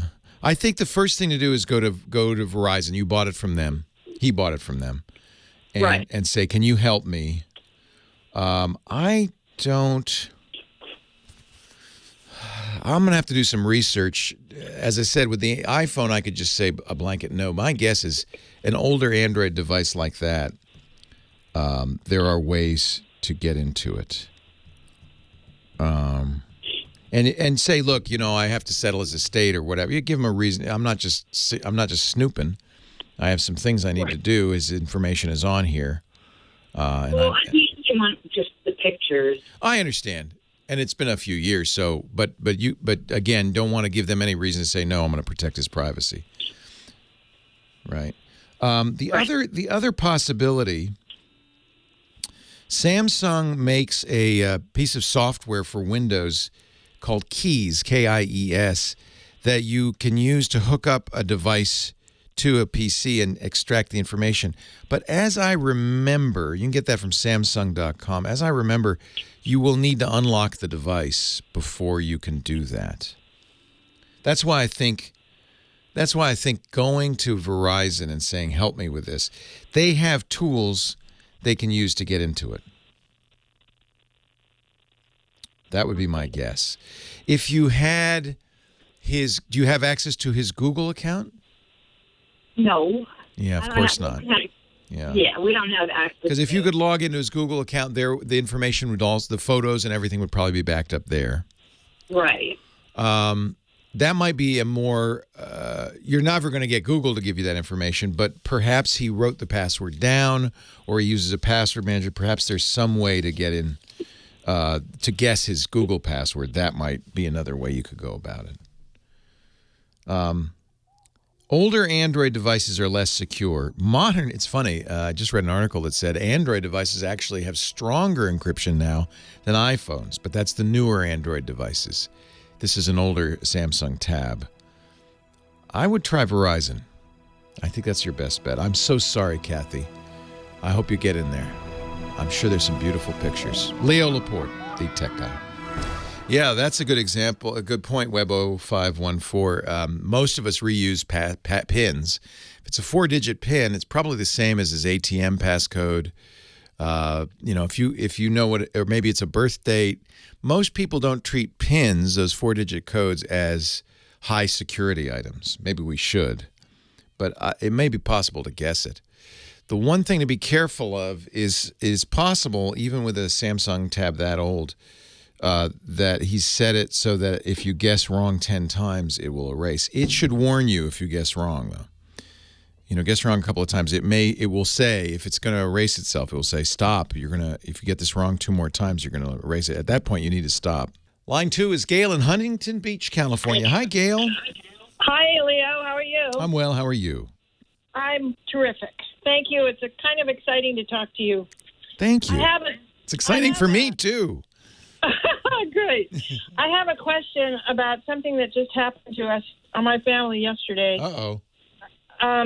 We are planning a trip together, a large family gathering, going to rent a great big house and going to Airbnb and VRBO and all those short-term rental agencies. And we've done it many, many times before. We're experts. So we found a house we liked in Central California, and it was on Airbnb. Nice. And so I sent in all the information, and I wanted to ask the owner a question and all that. Well, they managed to get my credit card without any trouble, but then they responded back to me in an email informing me that they couldn't process the reservation until they had a copy of both sides of a government ID. Wow. i.e. a California driver's license or my passport. Is this the owner doing this or Airbnb doing it? Airbnb. So presumably you will only do it. Presumably you only do it once, and then Airbnb will know. Facebook does this as well. Welcome to the wild world of fraud. Yeah. Not fraud on you, fraud on them. They're very nervous now. Airbnb, VRBO, a lot of these places have had very bad experiences with crooks stealing everything, party houses, all sorts of stuff. So, and this, you're seeing this in a number of online sites now where they want proof of identity. And Facebook sometimes does this too, where they say, all right, we need to see a valid driver's license or something. It's a legitimate question. Should I be giving this out? You're giving them the driver's license, the picture, your driver's license number, birth date. My daughter, I refused to do it because I just couldn't imagine sending all that private information, turning it into a digital file as opposed to just showing it to somebody at the desk when you check into a hotel. That's a completely different kind of experience. Well, but the problem is there's nowhere you can go to show it to the Airbnb people. You have to email it to them. Yeah. You're right to. Comfortable with that? I've done it, yes, because you have no alternative. But you're right to be concerned. You want to only do it if you really trust Airbnb to keep that private. And that's why I asked if it was the landlord, the owner of the home, or Airbnb. I would not provide it to a private party because who knows who these people are. But Airbnb's asking, and they are, there's, I would say a big name company. They're not going to, nowadays, reputation ain't what it used to be, but they're presumably not going to want to damage their reputation. On the other hand, we see again and again this kind of information being leaked out. Right. So it is not unusual. If you go down to Santa Monica Pier and you rent a bicycle, you're going to give the person your driver's license. They're going to hold on to it, right? Yeah. And who knows what they're going to do with it? They're getting it as well. And in fact, frankly, the bicycle rental guy is probably less trustworthy than Airbnb in this regard. So that information is in public records. It's your driver's license. So again, it's not unreasonable to say keep this to yourself as much as possible. But I understand also their desire. And as I said, many companies are starting to do this. And I think it really is a response to online fraud. Well, I've done business with them for many years, and all of it, and I have an account. I would call a representative and say, yeah, I know, good luck. I know. But if you could get a hold of somebody and say, look, I have an account, I'm in good standing, I've done this many times before, can you explain to me why you need this information? You certainly know who I am. I've been paying my bills. Well, you know something? They didn't process the reservation, but they processed the charge on my credit card. Yeah, they didn't waste any time doing that, did they? No, they didn't worry about doing that. And then when I went back I said, I'm not going to rent this place if I've got to send you a copy of my passport or my driver's license. I went on to cancel it, and I didn't have an account, so I couldn't cancel it. I had to cancel it through Chase Bank. Wow. Well, now you probably aren't in good standing at Airbnb. No, and now you couldn't get me to rent an Airbnb if you gave it to me free. I am looking at Airbnb's article. How does it work when Airbnb verifies your identity? And I'm looking at their article, and it says, when you're asked to confirm your identity, you'll need to add either your legal name and address or a photo of a government ID. Additionally, you may be asked to take a brand new photo of yourself. This comes down to the fraud that they've experienced, and they're just trying to make sure that, you would think that it would be sufficient that you've been a long-term customer, but apparently not. And so when I refused to do it, I called my daughter and I said, why don't you do it? So she got online and tried to do it. And not only did they want her government-issued ID, they wanted the last four of her social. Yep. Okay. This is normal. I'm looking at their page that says they do this. Nobody's prohibiting it. The storage of your government ID photo is governed by our privacy policy, which describes our efforts. Listen to this. Our efforts to protect your information. We're going to try to protect your information. Yeah. We're going to try. We're going to make efforts. They don't guarantee they will. We recommend not removing the photo of your ID. If you do, any upcoming reservations will be canceled. Yeah. Well, my daughter, thinking she was clever, decided to go forward with the reservation, only she obscured a number on her driver's license. No. They want it. They got humans looking at it. Right away. Yeah, they wouldn't take it. You can, however, remove the photo of your ID 90 days after you complete your most recent booking. It's stored in your personal information on your Airbnb account. I would read this. I mean, they do it. Look, they do it. People do it all the time. I've done it, not with Airbnb, but with other companies, and that's because of fraud. And I just don't know. You're right to be concerned. I don't blame you, but at the same time, if you want to do business with these guys, they have the right to demand it. That house? Yeah. How bad do I want it? How bad do you want to work with Airbnb? That's exactly right. Yeah. Okay. And I have to say, if you and everybody else push back, they might stop doing it. Although, they didn't always do it. I've never had to do this, and I think it's really in response to increased fraud. Well, if they asked me to fill out an account form and online, that like you would if you were going to get a new credit card. Like a credit check. Yeah, there's more information in there than your driver's license. Yeah, that would be different, but they're not doing that. That's funny because that's actually more revealing than a driver's license pick, Right. So I don't know. They're trying to protect the homes. One hopes that their efforts, that really bothers me that it says in there, obviously a lawyer wrote it, we will We'll make an effort to protect your private. Well, I'm glad they're going to make an effort. Could you please protect my private information? Our efforts to protect your information. Wow. That's a lawyer wrote that because they don't want to make a guarantee that your information will be protected because they can't. I would hope they would have good security policies in place, but we've seen so many companies, good companies, suffer data breaches. That's the risk. On the other hand, your driver's license isn't exactly super private. I wouldn't give them your social security number. Last four, that's okay. Leo Laporte, the tech guy. Wow, can it be? It's almost over. Oh, man. This time goes so fast together. I appreciate your spending some time with me today. I'm Leo Laporte, your tech guy on the radio. Thanks to Lady Laura, our musical director. We've been having some fun with great Super Bowl performances through the ages. You know, in the early days of the Super Bowl, Laura, you're too young to remember this. They had marching bands at the halftime show. They didn't have big stars. They had marching bands. You remember that? Yeah. You are older than I thought. Lady Laura, our musical director, thank you. Thanks to Kim Schaffer, our phone angel, for answering the phones. Thanks to all of you who called. Thanks to all of you who listen. I couldn't do this without you. I really am grateful. Let's get a couple more calls in before we wrap things up. I've got my Super Bowl chili on the back burner. Heating up. Steve in North Hollywood, Leo Laporte, the tech guy. Hi, Steve.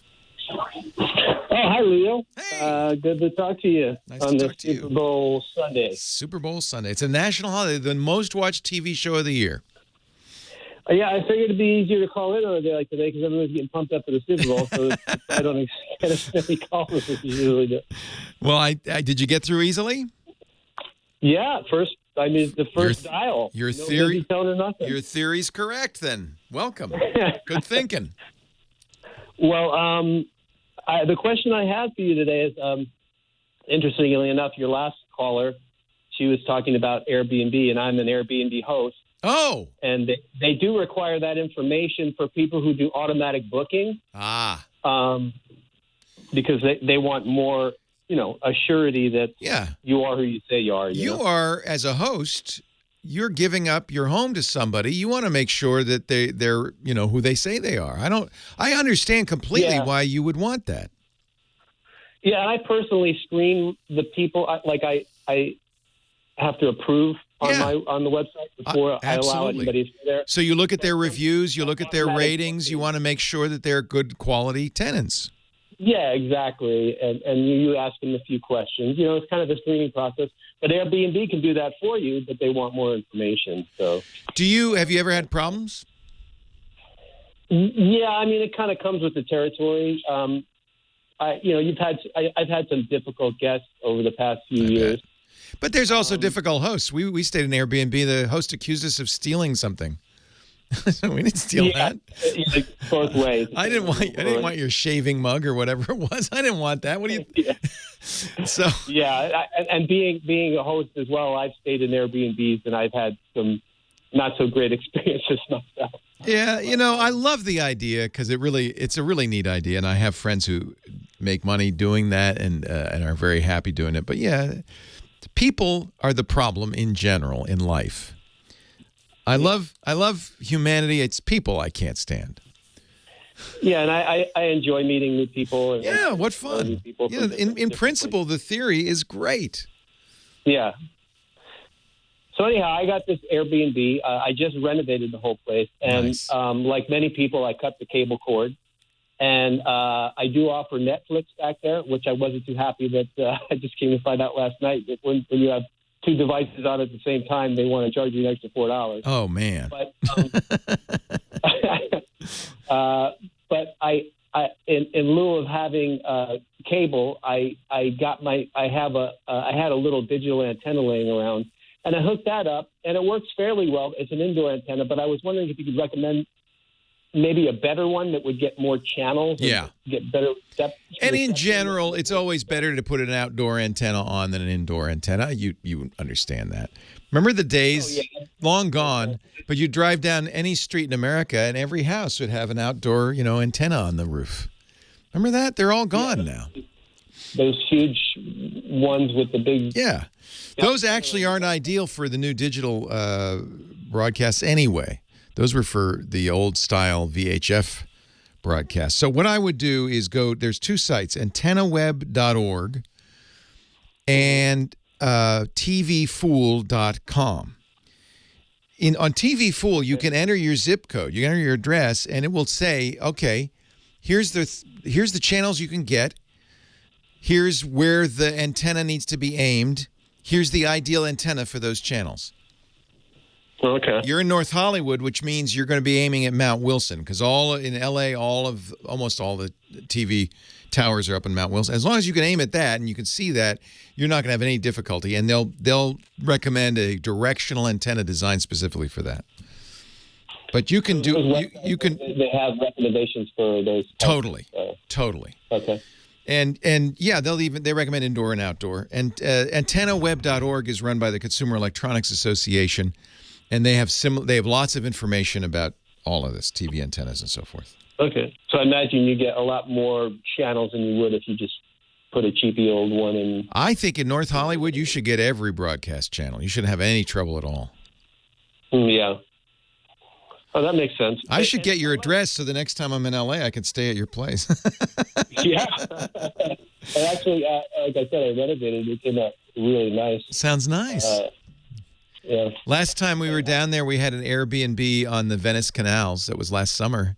It was so much fun, beautiful place. I think Airbnb is a great idea. I love it. And we're good tenants. And if you're a good landlord, it's a match made in heaven. It's a great idea. Yeah, it's a nice way to, the city's trying to make it more difficult now. Well, you know why? The hotel companies would really prefer you don't rent out your house. So they don't want the competition. Yeah, it's a competition. It's the same problem with Uber and taxis. It's just, it would be nice if you would stop doing that so that we can own the market, please. Thank you very much. Yeah. Hey, it was nice to talk to you. Yes, Steve, Antenna Web is great, and TV Fool's my favorite, tvfool.com. Could I ask you one other quick question? Sure. I also have I put a mini split system out in there that's all Wi-Fi capable. Nice. In the unit, and well, you're a good landlord. I like this. I downloaded the Gree. Gree is the company that makes the system. Yep. And I downloaded their software. It's called Gree Smart, and I could not, for the life of me, get it to.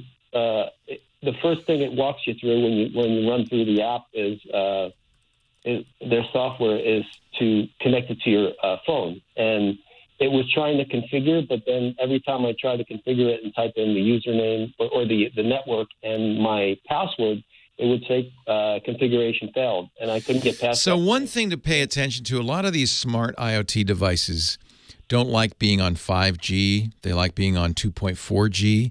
If your Wi-Fi is multi-band, sometimes they can accidentally sign on to the wrong one, particularly the 5G, and everything will look fine except it won't work. No, yeah, so, I tried both bands. Yeah, make sure you're on the 2.4. That's the most compatible. That's the old Wi-Fi band. Mm. Yeah, and unfortunately, Gree does not offer technical support unless you're a licensed technician who installs these. Oh, man. Yeah, they want an installer to do it. Yeah, I'm not familiar with their stuff, so I'm looking at their website. It's a Chinese company, so you're not, even if you got support, it wouldn't be in English. I just don't know. That's my best guess is the band. I bet you if you keep messing with it, you'll figure it out. Yeah, I'll just have to keep playing around with it. Yeah. It's not the most urgent thing in the world, but I thought I'd ask you. Yeah. All right, well, thanks so much. Hey, my pleasure. Have a great day. All right, have a good day. Thanks, Steve. Oh, I forgot to get his address. It's a great way to meet people. I love Airbnb. I love the concept. VRBO, same thing. Great concept. But you take a little chance, both as a host and as a guest. You do. That's just the way it is. Hey, that's it for me. Leo Laporte, the tech guy. I'll be back next weekend with more tech advice, questions, answers, and news. I hope you will too. Thank you so much for being here. I'm Leo Laporte, the tech guy. Have a great Geek Week. Go Niners. Well, that's it for the Tech Guy Show for today. Thank you so much for being here. And don't forget, TWIT, T-W-I-T. It stands for This Week in Tech, and you'll find it at twit.tv, including the podcasts for this show. We talk about Windows on Windows Weekly, Macintosh on MacBreak Weekly, iPads, iPhones, Apple Watches on iOS Today, security on Security Now. I mean, I can go on and on and on. And, of course, the big show every Sunday afternoon, This Week in Tech. You'll find it all at twit.tv. And I'll be back next week with another great Tech Guys show. Thanks for joining me. We'll see you next time.